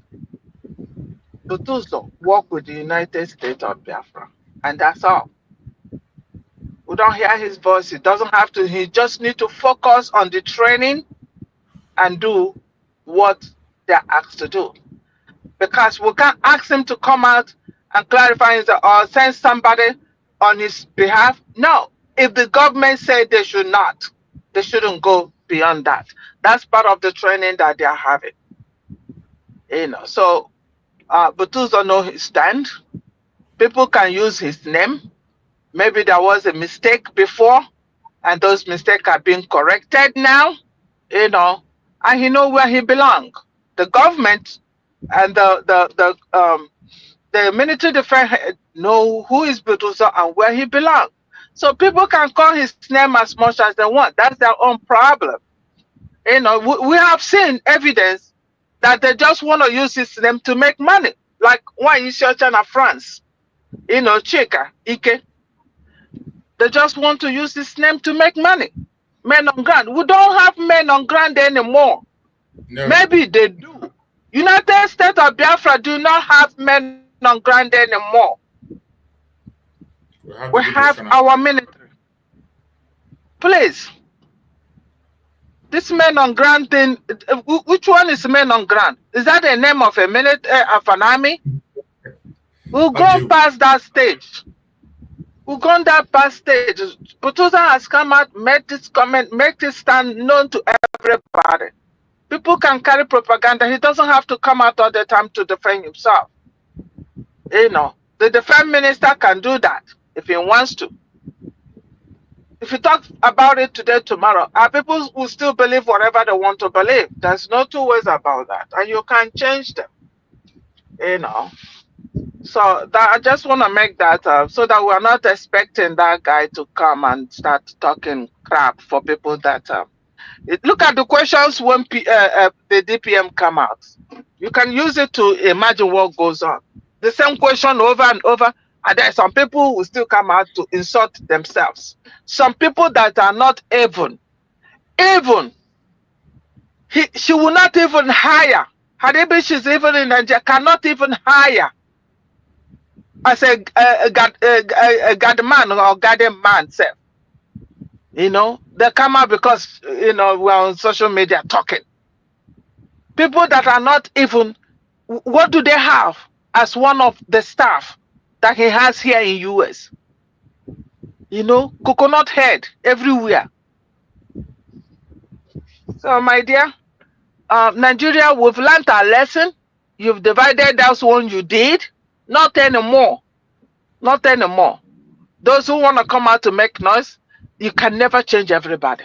People will still have to make their own choice of what they want and where they want to belong. That's human being for you. You can never be 100%. No.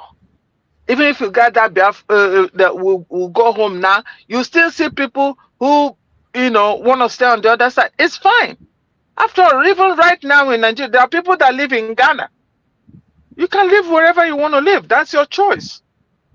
Some people in US here, you're talking about going home, they say, oh no, I'm going to do what?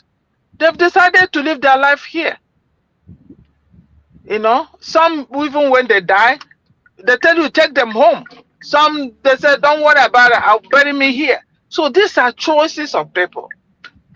Yes, my dear, you know, and we know where we're going. Those who want to go will go. Those who want to stay wherever they want to stay can stay wherever we want to stay.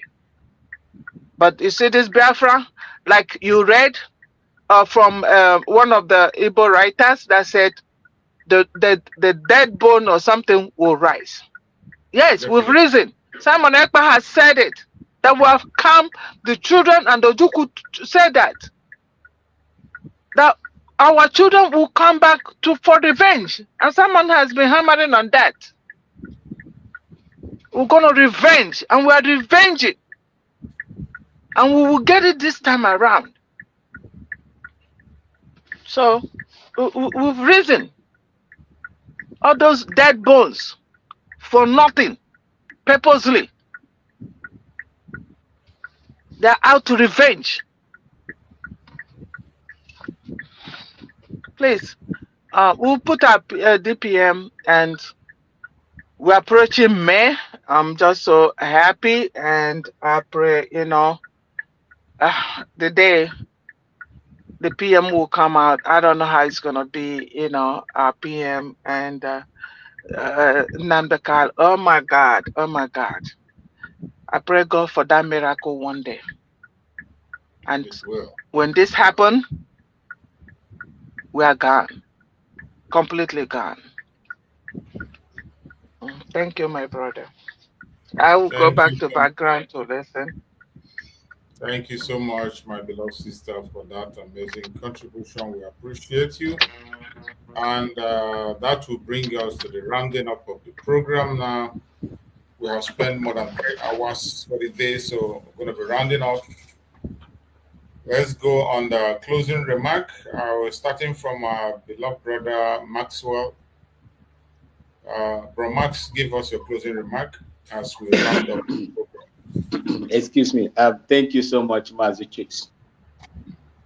I am tempted to equate the 3 hours you have spent lecturing the world, the truth. 3 hours. If I monetize it right now, at least an hour will give you nothing less than, let's say in the US, in California, where my people is, maybe about 13 or 14 to $15 per hour. That is what you have spent 3 hours. About 14, 15. My sister, I don't know whether she stayed there. The hourly pay in the US, especially where my people are California, if you multiply it by these 3 hours that you have spent here, it's a good money. And it counts to your weekly, monthly salary. It's money. God will never allow any time that you have wasted go in vain. See? He will not do that for us. He won't do that to us. We have come a long way. We have been battered so much. We have been destroyed, and they continue to destroy us. As long as this generation exists, as long as God has given this generation the opportunity to master the use of communication and all the media system to propagate this news, this great news, this truth, these injustices meted out on our people that they try to cover by removing history, God will stand with us. Mazi Nnamdi Kanu is going to come out by the special grace of God. See? I am not, I have a descending spirit that I use to filter some of these men of God. There is one man of God that I've been posting to you and all the things that he has been, speaking about Mazi Nnamdi Kanu. And I believe that that man is always accurate. And whatever he said, I always put it to test. And at the time that you see them coming to pass. This man, the same man that prophesied that Mazi Nnamdi Kanu, he saw him in Nigeria. The same man that prophesied that water don't pass Gare, Nigerian government will be shamed for what they have done. And it happened. He said they don't have no case again, no defense, nothing. They would throw everything out.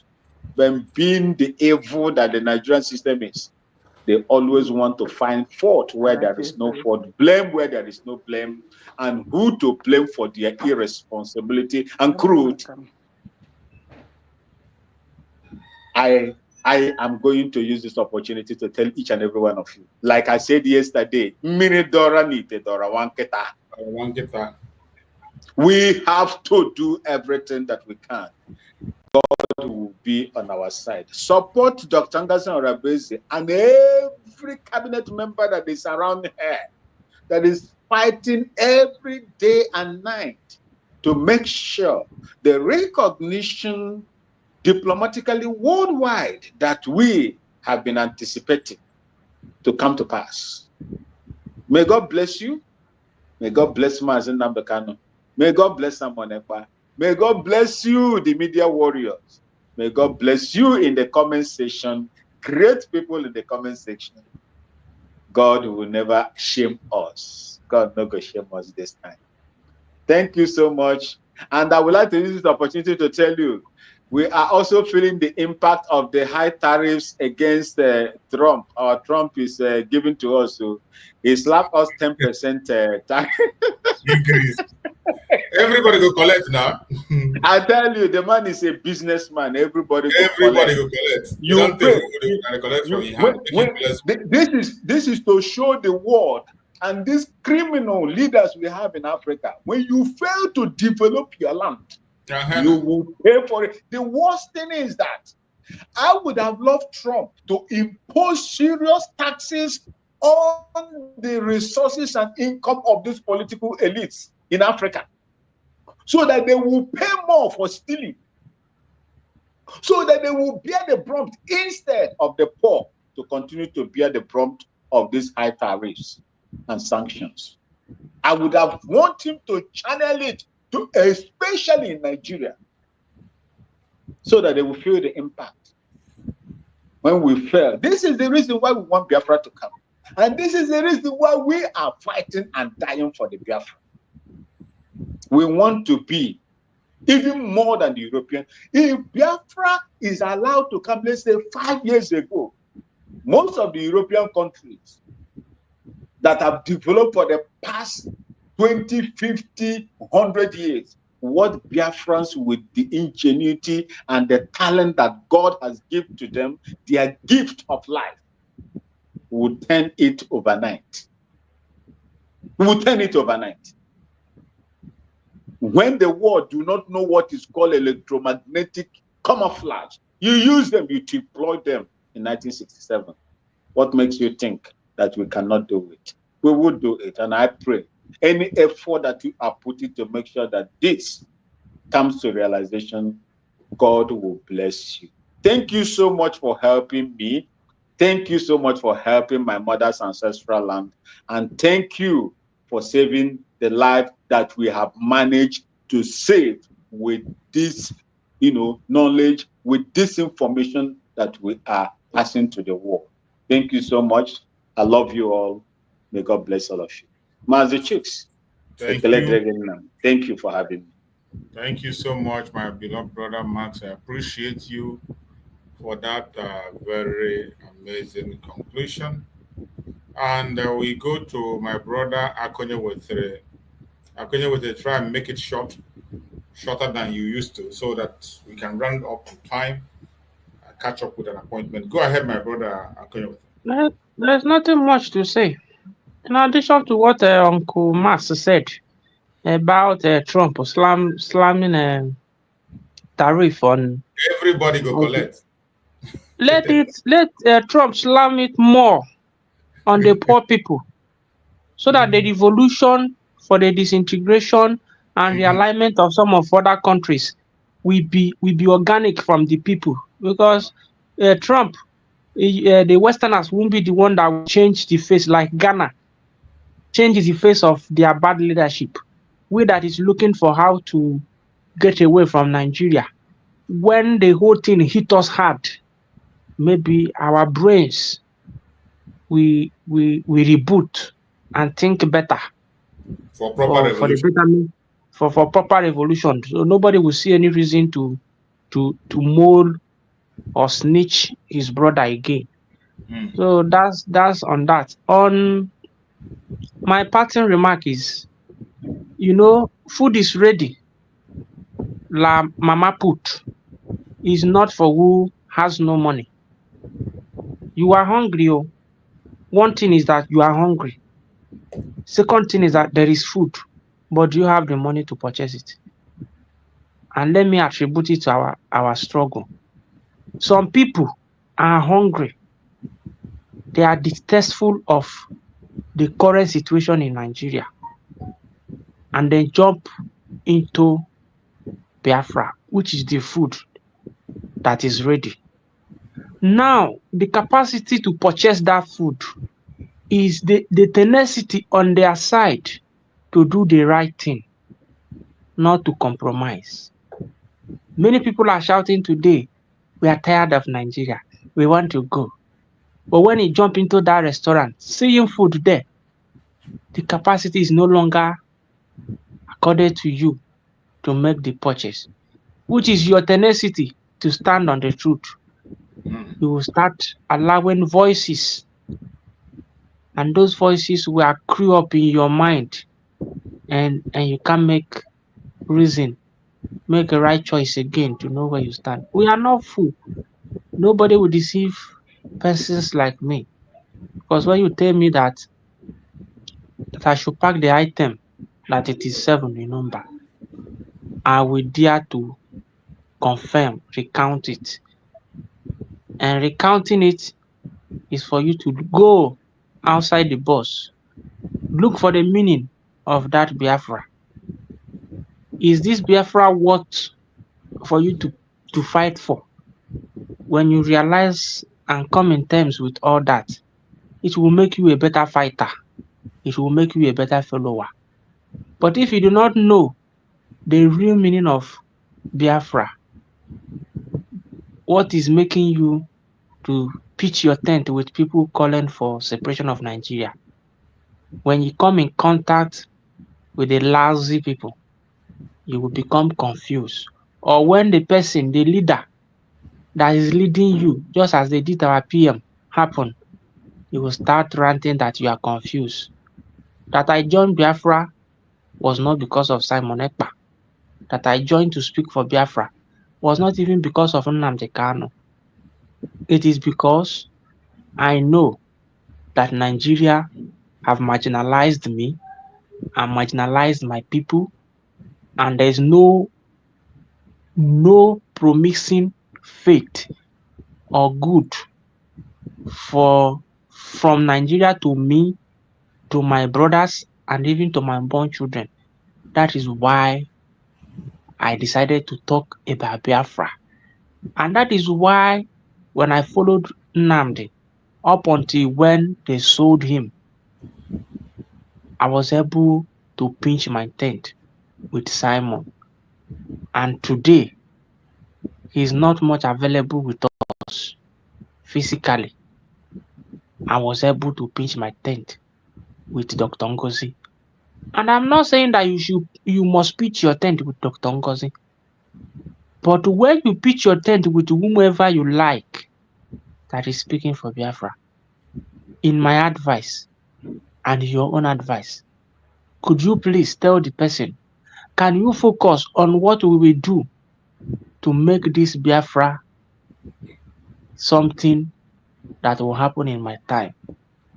Could you please help me tell the person, as I am telling Dr. Ngozi, do the things that will get us this Biafra, not to attack your brother, not to feel superior over your brother. Because you being superior, you being the right man standing, will not get us Biafra. If you know that even if you get the Biafra come through your channel, that you will not chase me away, it will make you to present your thesis, your information about the things you know about Biafra, for you to convince me that when this Biafra come, there will be a level playing ground for me. But when you begin to attack me, attack your brothers, leave your arch enemy, it will put fear in me. So whichever corner you are, man it and coordinate it in more diplomatic way and in more mannerful way, void of attack to your brother, but much effort on doing the things that will put Nigeria in jeopardy and destabilize Nigeria. And while you are doing it, educate your people, enlighten your people. That you know much about Nigeria today, you know much about civil war, does not make it mandatory that me I know. But the way you present it to me will help me to articulate and reason rightly and see the good news in your message. That's a little thing I will say today. And to you, Uncle Chooks, just as like our brother said, whatever we are doing is selfless of us. It is very costly now in Nigeria to buy data. But I do it not for anybody to pay me. For me to join your program, I'll buy like 1.5 data. So I do it every day, not for anybody to pay me or for people to praise me. But this is the little thing I will do for my country. Because everything is not all about gun.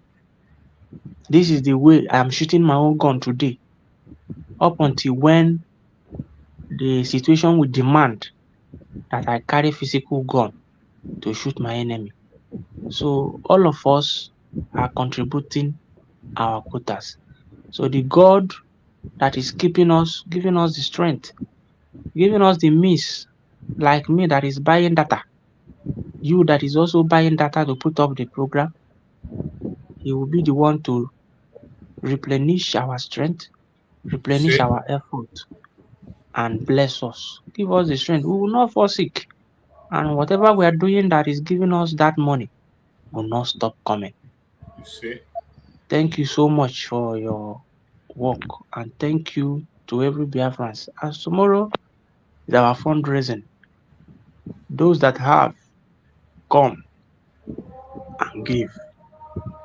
Those that do not have, do not discourage who has not to give. Because mmiri doro ejula ọ dọkwara nwa nkịta. So udo dịrị onye ọbụla. Thank you so much, my beloved brother DPMDrNgoziOrabueze. I appreciate you for that amazing conclusion. Fellow Biafrans, wherever you are watching from, I thank you all for your patience with us on the program today.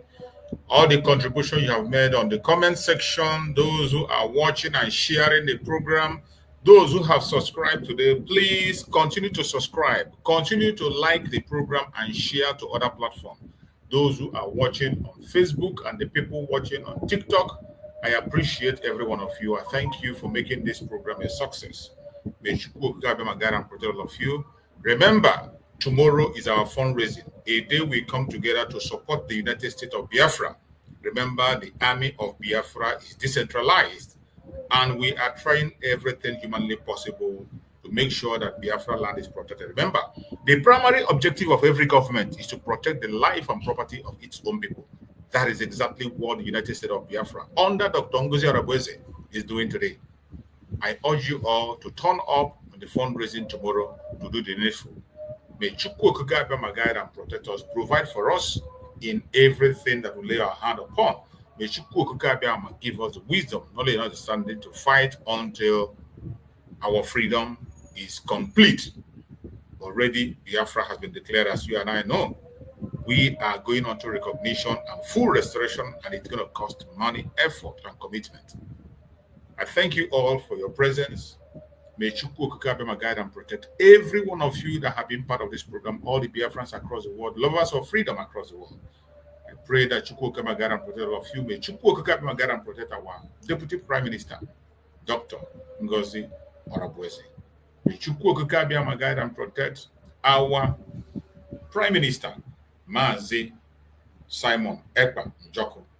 May Chukwu guide and protect our Supreme Leader, Mazi Nnamdi Kanu Yohamadike of Biafra land. We pray that Chukwu Okike will grant our leaders wisdom, knowledge, understanding. Bring them back to us as soon as possible, and we will celebrate. Thank you for being part of this program. We'll see you again tomorrow by the grace of Chukwu. Thank you so much, and stay safe. See you next time.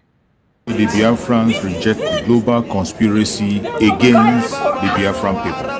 At this moment, we use this media to demand the unconditional release of the Prime Minister of the United States of Biafra, Mazi Simon Ekpa Njoko, who the Finland authority have held incommunicado for long now. They say they are investigating, and it's been months up to now. No charge has been brought against the Prime Minister of the United States of Biafra. We hereby demand the immediate release, the unconditional release of our Prime Minister, Mazi Simon Ekpa. The global conspiracy against the Biafrans is unacceptable. We will never, ever accept it. It doesn't matter how they try to paint it, the whole world is watching. And it is sad that the world is silent, watching the atrocities committed against the Biafran people. Mazi Simon Ekpa is only asking for the freedom of his own people. He He's only defending his own people, trying to save the innocent life that are being wasted away. Free Mazi Simon Ekpa now.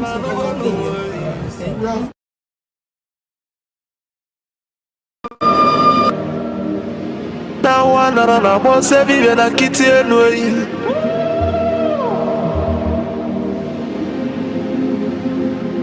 Na tulaje bwana mabuli vemelem. Kuja. Atibe kwa tulane bovo. Timalugo no godo kokodo nya no be hule. Dani mona tulilu. Na ya kalakala kwa lerinu mwangulu. Ngula matali woso jere futa mbaka njuba diali. Ama abulezi okwenu. Na bakala kelwego nezienwe. N'ụbọchị akala kelwego n'udezi. Maka na ababa n'ụwa aralu n'unuteyi. Ụmụ Biafra kụnyenwe. Ụmụ Biafra kụnyenwe. Ọnọdụkwara igbe ọnọdụ n'ọmọnọ n'ezi bịa kenenwe. Ọnọdụ enu lile tọnọ na ndagwurugwu senyi tọnọ n'ugwu gbadataghị. Ka anyị were ofu obi wee nataba n'ụba anyị o.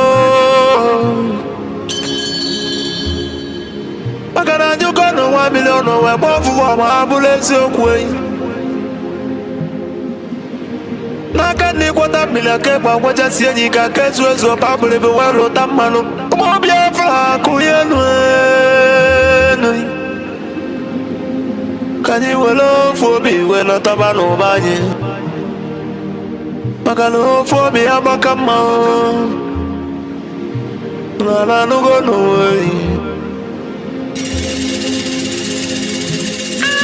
Ụmụ Biafra na bekele ụmụ niile. Nke a bụ nke anyị. Nwa adati na ijele nwanyị bekele gị. Ọkwa gị bụrụ okwu ekele n'afa ndị otu Biafra is our hope. And the Biafra is our religion.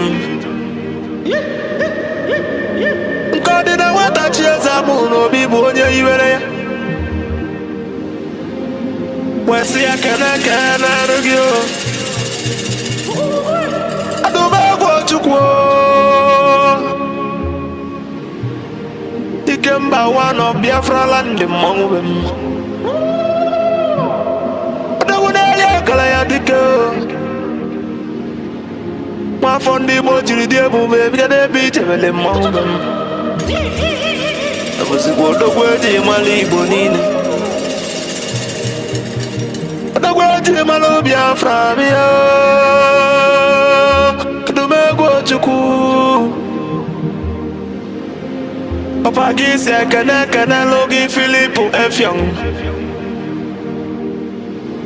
Ọ bụzikwa nwoke kwuru okwu wee kwụsị okwu si na Biafra ya ekunye.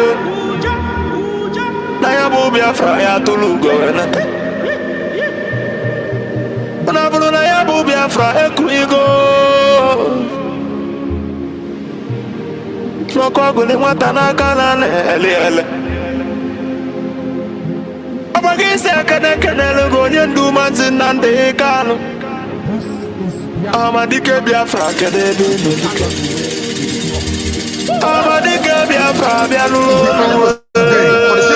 She has no jurisdiction to try me. None whatsoever. I came out of Ọkwa gị bụ ofu onye tiri ndị iro mgbada nwụrụ anwụ n'isi. from my case and cannot try my case. Amadike. There are things that are happening in this country that a lot of you do not Amadike bụ know. mmanwụ ndị It is iro. my duty to make that very, very clear to all of you. Because the lies are too much. The lies are too much. I sent a petition to them this year. Biafra COS Dr. NgoziOrabueze Bekenelio. Is using her position for personal gain. for personal gain. Biafra ni toto. Her son and her husband are facing corruption charges. They told them they complete me. This is what happens.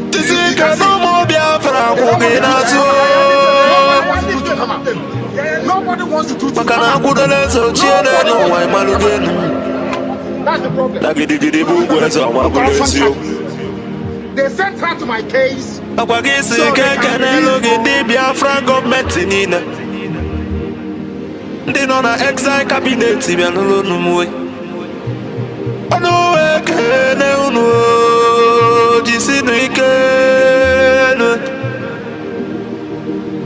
na chukwu na nda na ya agba unu ube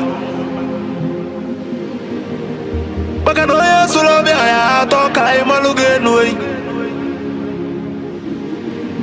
jisienu ike the Biafra Liberation Army Umuchukwu. The agents of Biafra land the great oracles of Biafra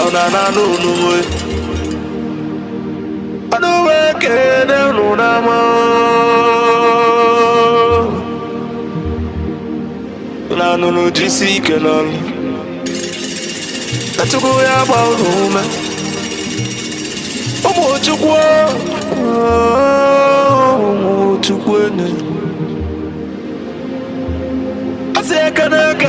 the Prime Minister H.E. Mazi Simon Weber Abuzikwa Batobi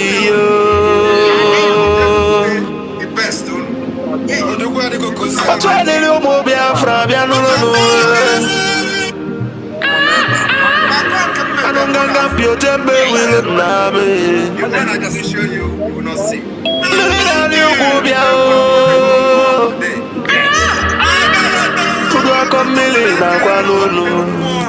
Yes.